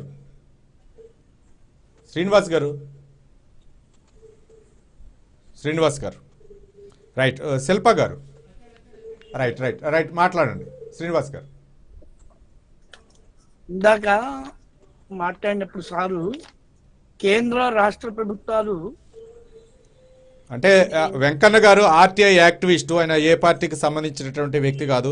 ఆయన ఏమంటున్నాడంటే ఈ యొక్క చర్చా కార్యక్రమంలో పాల్గొని మా పార్టీ లేకపోతే విధి విధానాల్లో పార్టీకి అనుకూలంగా కాకుండా పార్టీ అంటే రాష్ట్ర ప్రభుత్వం చేసింది తప్పు చేసింది, రాష్ట్ర ప్రభుత్వం ఇవ్వలేదు, నిధులు ఇవ్వలేదు, మీకు సహకరించట్లేదు కేంద్ర ప్రభుత్వానికి, దానికి మీరు ఏదో ఎన్నికలు వచ్చినప్పుడే దీన్ని యూటిలైజ్ చేసుకోకుండా, ఎన్నికలు వచ్చినప్పుడే ప్రచారం చేయకుండా మిగిలిన సందర్భంలో కూడా రాష్ట్ర ప్రభుత్వం మీద మీ యొక్క కరపత్రాలను ముద్రించి రాష్ట్ర ప్రభుత్వం ఈ విధంగా చేస్తుంది, కేంద్రానికి సహకరించట్లేదు, రాష్ట్ర అభివృద్ధి కోసం మేము కేంద్రం పాటుపడుతూ ఉంటే రాష్ట్ర ప్రభుత్వం సహకరించట్లేదు అని ప్రజల్లో తీసుకెళ్లాలని చెప్పేసి వెంకన్న గారు తమ అభిప్రాయాన్ని వ్యక్తం చేశారు. ఎలా స్పందిస్తారు మీరు? మీరన్నది కరెక్ట్. భారతీయ జనతా పార్టీ ఎన్నికలు కాకపోయినా కూడా మామూలు సమయంలో కూడా గ్రామాలలో ఈ రాష్ట్ర ప్రభుత్వ లోపం గురించి, రాష్ట్ర ప్రభుత్వం యొక్క పేద ప్రజలకు సంబంధించిన అనేక కేంద్ర ప్రభుత్వ పథకాలు అమలు చేయటం విషయాలు కూడా మేము ప్రతి గ్రామంలో కూడా జనజాగరణ కార్యక్రమం చెప్తూనే ఉన్నాం. కానీ ఒక కరపత్రం చూపెట్టండి, సార్. కరపత్రం మేము ఎన్నికలప్పుడే కాదు, మామూలు కార్యక్రమాలప్పుడు కూడా మేము అన్ని రకాల కార్యక్రమాలన్నీ కూడా మేము చూపెడుతున్నాం. గతంలో గత 3 నెలల క్రితం 4 నెలల క్రితం రాష్ట్రంలో ప్రకృతి వైపరీత్యాల వల్ల 14 లక్షల సుమారు 14 లక్షల పూర్తిగా 33 లక్షల ఎకరాలు పాక్షికంగా దెబ్బతిన్నాయి. మేము ప్రధానమంత్రి ఫసల్ బీమా యోజన అమలు చేయమంటే ఎటువంటి రాష్ట్ర ప్రభుత్వం ఎటువంటి భరోసా స్కీమ్ లేదు. రాష్ట్ర ప్రభుత్వం రైతులకి నష్టపరిహారం ఎక్కడ లేదు. ఈ రోజు మొదటి కూడా గత 3 సంవత్సరాల క్రితం జరిగినాయి, పోయిన సంవత్సరం జరిగినాయి, మొన్న జరిగిన 4 నెలల క్రితం జరిగిన ప్రకృతి వైపరీత్యాల మీద కూడా మేము అన్ని గ్రామాలలో సెమినార్లు పెట్టి చెప్పినాం. ప్రధానమంత్రి ఫసల్ బీమా అమలు చేయట్లేదు అనే విషయం మీద కింద రైతులు దృష్టి మీరు తెలుసుకోండి. రైతులకి గ్రామాలలో భారతీయ జనతా పార్టీ ఫసల్ బీమా అమలు చేసి చేయాలా, కొన్ని వేల కోట్ల రూపాయలు ఇవ్వాలి రైతులకి నష్టపరిహారం పొందుకోలేదు. కానీ ఈ రాష్ట్ర ప్రభుత్వం 100 రూపాయలు కూడా ఈ రైతులకి గత 3 సంవత్సరాల నుంచి ప్రకృతి వైపరీత్యాలు జరిగిన నష్టం 1 రూపాయి కూడా చెల్లించలేదు. అంటే ఎటువంటి ప్రొడక్షన్ లేదు, ఎటువంటి వాళ్ళకి పంటల నష్టపరిహారం సంబంధించిన ఏ స్కీమ్ లేదు. కానీ కేంద్ర ప్రభుత్వం అమలు చేస్తే ఇక్కడ కేంద్ర ప్రభుత్వానికి పేరు వస్తుందని చెప్పి తప్ప ఆయన ప్రధానమంత్రి ఫసల్ బీమా యోజన ఎందుకు అమలు చేయట్లేదు? అలాంటప్పుడు మీరు హైకోర్టులో ఫిల్ వేయండి. హైకోర్టులో ఫిల్ వేసి ఇంతమంది రైతులకు ఉపయోగపడే అంశాన్ని ఉపయోగించట్లేదని హైకోర్టులో ఫిల్ వేయండి. హైకోర్టులో ఫిల్ వేయండి సార్. గారు మీరు ఒక్క నిమిషం శ్రీనివాస్ గారు, శిల్ప గారు స్పందిస్తున్నారు. శిల్ప గారు మాట్లాడండి. రైట్, నేనేసానంటే ఈ రాష్ట్రంలో తెలంగాణ రాష్ట్ర ప్రభుత్వం లోకాయుక్త గాని, హెచ్ఆర్సీ గాని, సమాచార కమిషన్ గాని 3 సంవత్సరాల నుంచి జడ్జీలు నియమించలే. నేనే ఒక 2 కలెక్టర్ల మీద కేసు వేస్తే అక్కడ ఖాళీగా ఉంటే ఒక ఫిల్ వేశారు సింపుల్ గా. ఆ ఫిల్ వేస్తే 10 మంది జడ్జీలు నియమించారు. దానికి కారణం ఏంటంటే సమాచార హక్కు చట్టం ద్వారా ఆ 3 కోట్లలో అసలు ఎంతమంది ఉద్యోగస్తులు ఉన్నారని నేను సమాచారం కింద వేస్తే 252 మంది ఉద్యోగస్తులు పనిచేస్తున్నారు. 17,376 కేసులు పెండింగ్ ఉన్నాయి. ఒక్క నెలకు ఈ 3 కోట్లలో ఉన్న ఎంప్లాయీస్ కి 75,37,295 రూపాయలు జీతాలు ఇస్తున్నారు. నిర్వినియోగం అవుతుంది. 13 మంది జడ్జీలు లేదు అని చెప్పి హైకోర్టులో ఫిల్ వేస్తే 2019 సెప్టెంబర్ లో ఫిల్ వేస్తే అదే రోజు మేజిస్ట్రేట్ గారి దగ్గర, చీఫ్ జస్టిస్ గారి దగ్గర నెంబర్ అయింది. 2019-20 జడ్జీలందరినీ నియమించారు. ఒక ఆర్టీఐ కార్యకర్తని నేను ఫిల్ వేస్తే 10 మంది జడ్జీలు నియామకమయ్యారు. నిన్న 5వ తారీఖు నిన్న ఈ టైంకి నేను కోర్టులోనే ఉన్నాను. 6 పేదోళ్ల సమస్యల మీద వేస్తే ఎమ్మటే జడ్జిమెంట్లు ఇచ్చారు. మీరు ఎందుకు చేయరు? రైట్. మీరు ఎందుకు చేయరండి? వెంకన్న గారు మేము కూడా ఈ విధంగా ఒక్క నిమిషం శ్రీనివాస్ గారు, శిల్పా గారు స్పందిస్తున్నారు. రైట్, శిల్పా గారు మాట్లాడండి. వెంకన్న గారు చెప్పినట్టు మేము కూడా ఆర్టీఐకి వెళ్తున్నాము, అవి తీసుకొని వస్తున్నాము. నెక్స్ట్ మీరు అన్నట్టుగా ఏంటిది అని అంటే ప్రజలలో జాగరణ తీసుకురావడానికి మా వంతు కృషి మేము చేస్తున్నాము. అందుకే కదండి ఇప్పుడు దాని రిజల్ట్ గానే అంటే ఈ తెలంగాణ ప్రభుత్వము ఎటువంటి కార్యక్రమాలు చేస్తుంది, దీనివల్ల ఎంత లాస్ అవుతున్నారు, ప్రజలు ఏం కోల్పోతున్నారు అని మన జనజాగరణ వల్ల వాళ్ళు జాగృతులు అయ్యడం వల్ల. శిల్ప గారు, అంటే వెంకన్న గారు కొన్ని సలహాలు ఇచ్చారు. ఆ విధంగా అంటే ఇప్పుడు మీరు చర్చా వేదిక ద్వారా కాదు, లేకపోతే రాజకీయాలు లేకపోతే ఎన్నికలు వచ్చినప్పుడే కాకుండా మిగిలిన టైం కూడా పోరాడితే ఆ సమస్యలు పరిష్కారం అవుతాయని చెప్పేసి వెంకన్న గారు అభిప్రాయం వ్యక్తం చేశారు. రైట్, మల్లేష్ గారు మ్యూట్ లో ఉన్నారండి, మ్యూట్ తీసి మాట్లాడు. సార్ ఇప్పుడు సార్ అధికారంలో రాష్ట్రంలో వీళ్ళకు ప్రభుత్వంలో అధికారం ఉండాలి, వాళ్ళు అధికారంలో ఉండాలి. ప్రజలు మాత్రం ఇబ్బంది పడుతూ ఉంటే మాత్రం చూస్తూ ఉంటారు. ఇప్పుడు ముఖ్యమంత్రి గారు పోయి ప్రధానమంత్రి గారు కలవగానే సమస్య అనేది ఎక్కడ కొలిక్కి రాకుండా ఇక్కడ ఒక మాట మాట్లాడతాడు ముఖ్యమంత్రి గారు, అడిగి ఒక మాట మాట్లాడతాడు. అయినా మధ్యలో నలిగిపోయి ప్రజలే. కాబట్టి ఈ రాష్ట్రంలో కేంద్రం నుంచి నిధులు వస్తున్నాయి మాట వాస్తవమే, కానీ ఖర్చు పెట్టాల్సింది ఎవరు? రాష్ట్ర ప్రభుత్వం. రాష్ట్ర ప్రభుత్వం ఎందుకు ఖర్చు పెట్టట్లేదని చెప్పి అడగాల్సినది ప్రజాప్రతినిధులుగా. ఇప్పుడు గెలిచిన వాళ్ళు కానీ ప్రజలు కానీ వివిధ రాజకీయ పార్టీలు మనం అడగకపోతే ఎవరు చేస్తారు? మరి ఎందుకు చేయకూడదు? ఈ తెచ్చుకున్న తెలంగాణలో పోరాడి త్యాగాలు చేసి చనిపోయి బలిదానాలు అయినటువంటి తెలంగాణలో మళ్ళీ పోరాటం చేయన్నా, మా సమస్యలు పరిష్కరించమని మళ్ళీ డెవలప్మెంట్ విషయంలో అడగాల?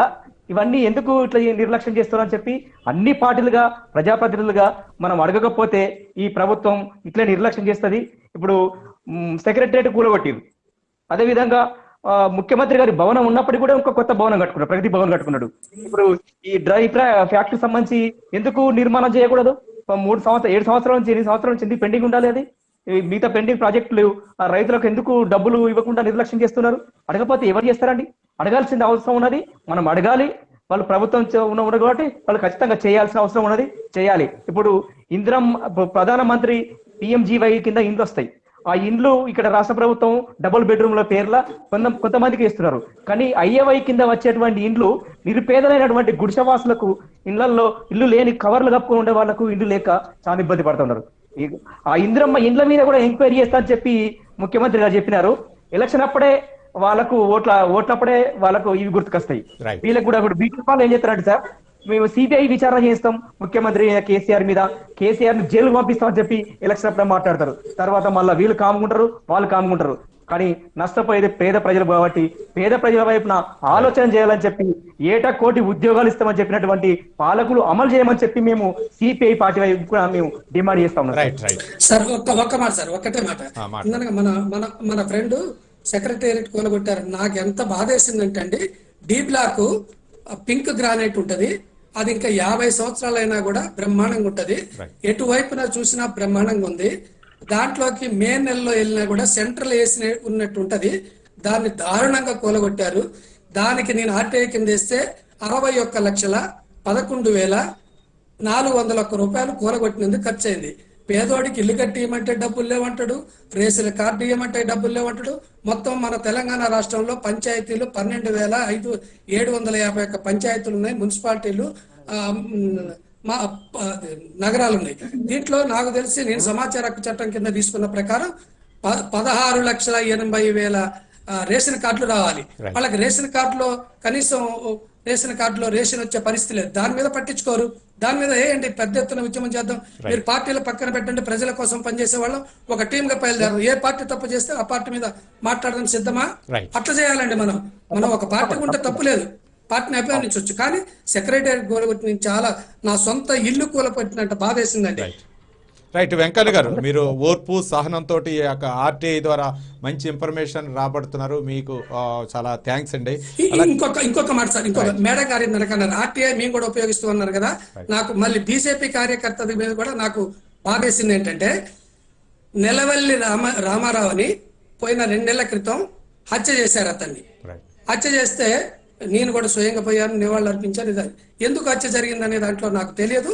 కానీ బీజేపీ నాయకులు రాష్ట్ర సెంటర్ నుంచి కన్వీనర్ గారు రంగారావు గారు నాకు ఫోన్ చేసి వెంకన్న గారు ఖమ్మం జిల్లా అట్లా జరిగిందంటే వెంటనే నేను వెళ్తానండి. నేను వెళ్ళాను. దారుణంగా పొడిచి చంపారు. ఏంటి కారణం అంటే కేబుల్ ఆపరేటర్ల మీద వాళ్ళు ట్యాక్స్ కట్టకపోతే ఈయన ఆర్టీఐ కింద వేశారన్నారు. బీజేపీ వాళ్ళు ఏం చేయాలండి? కేబుల్ ఆపరేటర్ అనేది ఆ డిపార్ట్మెంట్ సెంట్రల్ గవర్నమెంట్ లో ఉంటది. ఆయన రాష్ట్ర సమాచార హక్కు చట్టం కో కన్వీనర్. అతన్ని హత్య చేస్తే ఇప్పటి వరకు దాన్ని ఎవరైతే 30 లక్షలు ఎగ్గొట్టారని చెప్పారో వాళ్ళు బయటికి తీశారా? బీజేపీ నాయకులు నా దగ్గరకు వచ్చారు. వచ్చి వెంకన్న గారు మనం బండి సంజయ్ గారి దగ్గరికి వెళ్దాం, దాన్ని బయటికి తీద్దాం ఉన్నారు. నేను బండి సంజయ్ గారి దగ్గరికి రావటం ఏంటండి?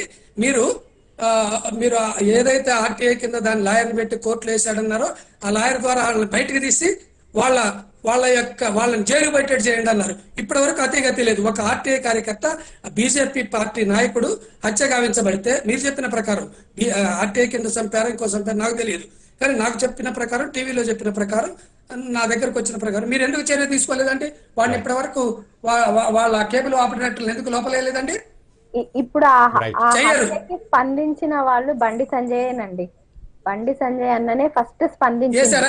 కేబుల్ ఆపరేటర్ల మీద అదే ఆ కేసుని పునరుద్ధరిస్తున్నారా? అంటే వెంకయ్య గారు రాజకీయంగా పార్టీ కార్యకర్త చనిపోయాడు కాబట్టి బీజేపీ రాష్ట్ర శాఖ అధ్యక్షుడు బండి సంజయ్ స్పందించారు. ఆ విధంగా పార్టీ పరంగా చర్యలు తీసుకుంటున్నాం అని చెప్పేసి శిల్పా గారు చెప్తున్నారు. రైట్ రైట్ శ్రీనివాస్ గారు నేను కూడా సూర్యాపేట జిల్లా సమాచార హక్కు రక్షణ చట్టం జిల్లా పొలిటికల్ కన్వీనర్.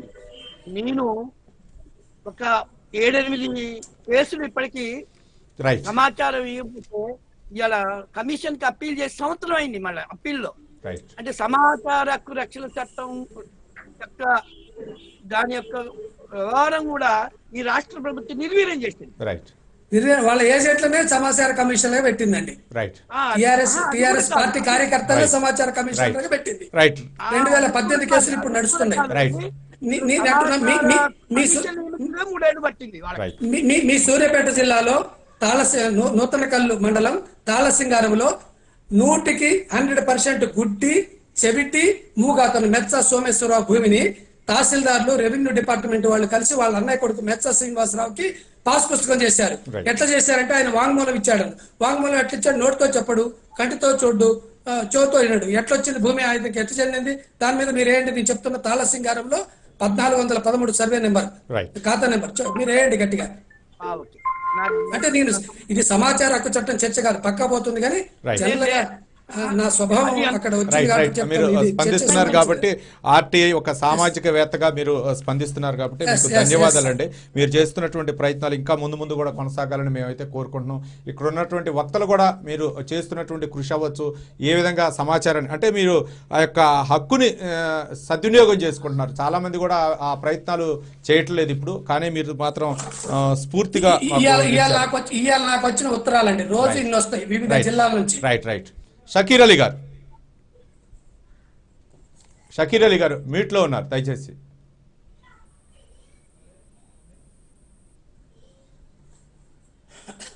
షకీర్ అలీ గారు రైట్. శిల్పా గారు రైట్. షకీర్ అలీ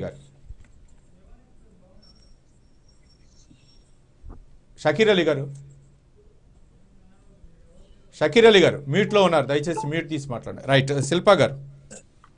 నేను ఒక్కటే చెప్పదలుచుకున్నాండి. ఇప్పుడు అంటే ఒక విషయం అండి, ఒక విషయం శిల్పా గారు, అది ఆర్టీఐ మీద వెంకన్న గారు మాట్లాడారు, మంచి ఇన్ఫర్మేషన్ ఇచ్చారు. ఆ విధంగా పోతే మీకు న్యాయం జరుగుతుందని చెప్పేశారు. కొన్ని విషయాల్లో అంటే పార్టీ పరంగా కాకపోయినా సరే, కొన్ని విషయాల్లో వ్యక్తిగతంగా అయినా సరే ఆర్టీఐ చట్టాన్ని సద్వినియోగం చేసుకోవాలని చెప్పేసి వెంకన్న గారు తమ అభిప్రాయాన్ని వ్యక్తం చేశారు.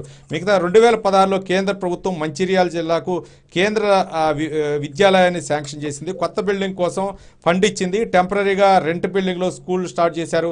ఇప్పటి వరకు కూడా రాష్ట్ర ప్రభుత్వం ల్యాండ్ కేటాయించకపోవడంతో స్కూల్ను రద్దు చేయాల్సి ఉంటుందని కేంద్రం నోటీసు పంపింది. ఒక పక్క గతంలో కాంగ్రెస్ ప్రభుత్వం హయాంలో ఉండగా కేంద్రంలో మనకి ఐఐటి శాంక్షన్ అయింది హైదరాబాద్కి. అప్పటి ముఖ్యమంత్రి ఉమ్మడి ఆంధ్రప్రదేశ్లో వైఎస్ రాజశేఖర రెడ్డి ఉన్నప్పుడు అక్కడ డిఆర్డిఓకి సంబంధించినటువంటి కొన్ని బిల్డింగ్స్ని తీసుకొని టెంపరీగా నిర్మించి తర్వాత కందిలో ఐఐటిని పునర్నిర్మించారు. ఈ విధంగా ఎందుకు రాష్ట్ర ప్రభుత్వం ఇప్పుడున్నటువంటి ప్రభుత్వం చర్యలు తీసుకోలేకపోతుంది? ఒక్కటండి నేను చెప్పాలనుకున్నది ఏంటంటే వెంకన్న గారు ఇచ్చినటువంటి సలహాలను మేము తప్పకుండా పాటిస్తాము.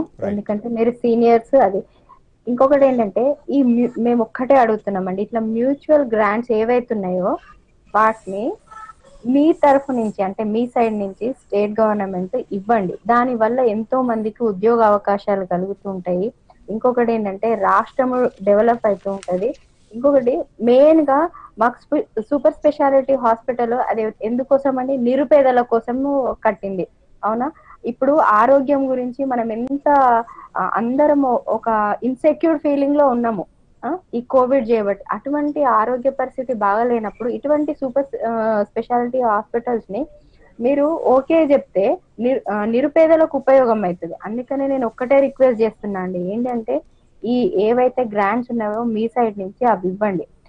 ఇప్పుడు పార్టీలకు అతీతంగానే మాట్లాడుకుందాం మనము. ఏంటంటే మనకి కొత్త రాష్ట్రం ఏర్పడిన తర్వాత మనకు ఒకటే కోరిక ఏంటంటే రాష్ట్రం డెవలప్ కావాలి, నిరుద్యోగులు అనే వాళ్ళు ఉద్యోగులు కావాలన్న ఒక్కటే కాన్సెప్ట్. ఆ కాన్సెప్ట్ నెరవేరాలంటే ఇది ఒక్కటే అండి మార్గం. మీ వంతుగా మీ సైడ్ నుంచి ఇవ్వాల్సిన డబ్బులు, ఫండ్స్ అవి ఇవ్వండి. అప్పుడే మన రాష్ట్రం డెవలప్ అవుతుంది. Right right. షకీర్ అలీ గారు.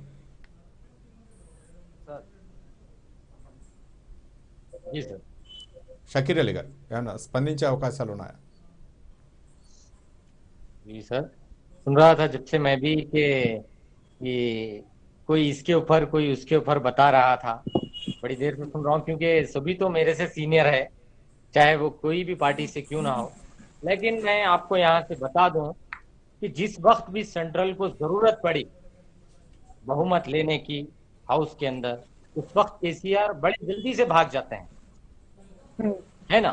हाँ। तो उस वक्त भी केसीआर को रखना चाहिए ये मुद्दे कि ये मेरा काम है, ये सेक्टर में बड़ा काम होना बाकी है, क्या आप मेरे साथ देंगे, मेरे सहयोगी बनेंगे या नहीं? जब हाउस के अंदर जब जरूरत पड़े एनआरसी के टाइम पे तो वोट करके आप समर्थन दे देते हैं, जीएसटी के टाइम पे केसीआर समर्थन दे देते हैं। हर टाइम पे केसीआर जो है तो सेंट्रल गवर्नमेंट को, मोदी गवर्नमेंट को आप बड़ी बहुमत दे देते हैं हाउस के अंदर। तो मेरा यहाँ से यही है कि आप उंगली उठाने से पहले कि आप दोनों बराबर के शरीक है हमारे डेवलप के लिए। आप कांग्रेस गवर्नमेंट का पीरियड देखिए, सरकार में जितने भी काम हुए एक वक्त से हुए हैं और साथ में चलते हुए। आप जो है साथ ही साथ आप दोनों रहने के बाद आपके हैदराबाद के अंदर, आपके शहर के अंदर, जो कि इंडिया के अंदर एक बड़ा शहर माना जाता है, बड़ा सैलाब आ जाता है पानी का, ना आपके बीजेपी के state forward leader Bunty Sanjay Anna हो या हमारे केसीआर साहब हो, कहाँ थे जब इतनी बड़ी स्थिति आ गई थी हमारे शहर पे, आफत थी? अब कोई सामने नहीं आए। और हमारे सीएम साहब का तो बड़ा अलग ही अनोखा अंदाज है कि वो फार्म हाउस में बैठ के सरकार चला रहे हैं। ये पहला सीएम होगा इंडिया के अंदर। जो हमारे केसीआर साहब है वो सिक्रेटरीट नहीं आए, पब्लिक में नहीं आए। सिक्रेटरीट को तोड़ना, फिर तोड़कर बनाना, एक कम्युनिटी को हट कर दिया आप पहले तो, कि आपके साथ जो गंगा जमुना तहजीब बोले थे आप एक कम्युनिटी, नाम नहीं लूंगा मैं, एक कम्युनिटी तो आपसे हट हो गई कि उसकी आस्था को आप चोट पहुंचाए। आप फिर से दोबारा तामीर करने के लिए क्या जरूरत थी कि आप जो है ना सिक्रेटरीट तोड़ने की? आपके पास डेवलप के लिए पब्लिक डोमेन में बहुत सारी चीजें थी। मेरा केसीआर और टीआरएस गवर्नमेंट के लीडर से सवाल है कि आपको ऐसी क्या जरूरत पड़ी थी कि सिक्रेटरीट अभी तोड़ने की जरूरत? Right right. షకీర్ అలీ గారు. రైట్. శిల్ప గారు. చెప్పండి. అంటే ఒక పక్క కేంద్రం ఇస్తున్న రాష్ట్రం నిధుల్లో వెనకాడ నుంచే వేస్తుంది ఒక పక్క. కానీ ఇంతకుముందు వక్తలు మాట్లాడినట్లు మీరు కేంద్రం నుంచి వచ్చినప్పుడు పిఎం ఆవాస్ యోజన అవ్వచ్చు, లేకపోతే మిగిలినటువంటి కేంద్ర ప్రభుత్వం నిధులు ఇస్తున్నప్పుడు ఎవరైతే నిర్మించారో ఆ పేద ప్రజలకి నిర్మించారో మీరు ఎందుకు చెప్పుకోలేకపోతున్నారు? పిఎం ఆవాస్ యోజన కింద ఈ యొక్క గృహ నిర్మాణాన్ని నిర్మించాము. ఒక పక్క గతంలో ఇంద్రమిళ్ళు రకరకాలైనటువంటి రాజీవ్ గృహకల్ప రకరకాలైన ప్రభుత్వం ఆర్భాటంగా చేసింది. కానీ మీరు ఎందుకు ఈ విధంగా చేసుకోలేకపోతున్నారు? రాష్ట్ర ప్రభుత్వం ఏమో తన గొప్పగా చెప్పుకునేటటువంటి పరిస్థితి, కేంద్రం మాత్రం నిధులు ఇచ్చినా సరే దానిపైన మీ యొక్క ముద్ర కానీ లేకపోతే మీరు చెప్పుకోలేని పరిస్థితి. ఎందుకు ఈ విధంగా జరుగుతుందంట? ఒక్క విషయం అండి, మాది ఒక ఆర్గనైజ్డ్ పార్టీ, అంటే ఒక పద్ధతిలో మాది వెళ్తుంటది. అంతేగాని మాకు తప్ప రైటా అనేది రోడ్ మీద ఎక్కి ఏది ఉన్నట్టు అది మాట్లాడడం కాదండి. మా పార్టీ మెయిన్ గా ఏంటి అంటే ఒక ఆథరైజ్డ్ పర్సన్ ప్రతి దానికి లెక్క చూపిస్తూ ఇది అని చెప్పడం అనేది మా పార్టీ నుంచి జరుగుతుందండి. అందుకని ఇప్పటికీ కూడా మేము ప్రజల్లో అవేర్నెస్, అవగాహన తీసుకురావడం కోసము ప్రతిది ఇప్పుడు నేను చెప్పినటువంటి 33 రూపాయల కిలో బియ్యం విషయమే గానీ, కేసీఆర్ కిట్టే గానీ, మిగతా ఏదైనా కానీ మేము ఒక ప్రింట్ మీడియా ద్వారా, ఎలక్ట్రానిక్ మీడియా ద్వారా ప్రజల్లోకి ఈ విషయాలన్నీ వెళ్ళడము, అంటే రాష్ట్ర ప్రభుత్వ వాటా ఇస్తలేదు, కేంద్రం ఇచ్చినప్పటికీ అనే విషయాన్ని ప్రజలకి కింది స్థాయి వరకు, అంటే క్షేత్ర స్థాయి వరకు తీసుకుపోవడానికి మేమందరము ఒక ఆర్గనైజ్డ్ వేలో పనిచేస్తున్నామండి.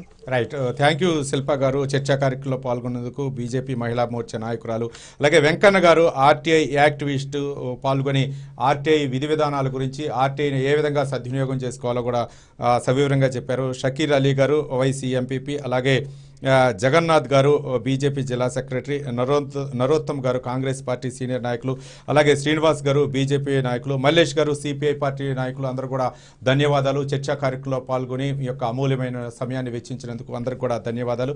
కేంద్రం ఒక పక్క నిధులు ఇస్తున్నా సరే రాష్ట్ర ప్రభుత్వం దాన్ని సద్వినియోగం చేసుకోలేకపోతుంది, మరోపక్క ల్యాండ్ పూలింగ్ పేరుతో కాలయాపన చేస్తుందని చెప్పేసి వక్తలు అభిప్రాయపడుతున్నారు. ఇంతేకాకుండా రాష్ట్రం, కేంద్రం ఇవన్నీ కాకుండా ఇది పథకాలు సద్వినియోగం అయ్యే విధంగా ప్రవర్తించాలి కేంద్రంలో అవ్వచ్చు, రాష్ట్రంలో ఉన్నటువంటి ప్రభుత్వ పెద్దలు. అంతేకాకుండా రాజకీయాలు అనేవి ఎన్నికలు వచ్చినప్పుడే కాకుండా మిగిలిన సందర్భంలో కూడా అటు కేంద్రం రాష్ట్రంపై ఒత్తిడి తీసుకురావచ్చు, రాష్ట్రం కూడా కేంద్రంపై ఒత్తిడి తీసుకొచ్చి ఈ యొక్క పథకాలు సద్వినియోగం అయ్యే పేద ప్రజలకు అందే విధంగా పాటుపడాలని చెప్పేసి వక్తలు అభిప్రాయం వ్యక్తం చేశారు. ఇది ఈరోజు చర్చలోని సారాంశం. రేపు మరో అంశంతో మళ్ళీ కలుసుకుందాం. చూస్తూనే ఉండండి న్యూస్1 తెలుగు.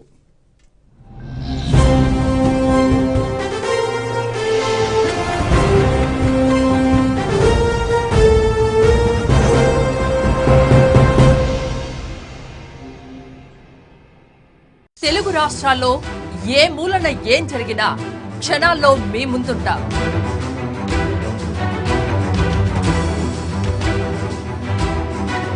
గ్రామాల్లో పేరుకుపోయిన సమస్యలకు ఒక పరిష్కారం చూపాలన్నది మా లక్ష్యం.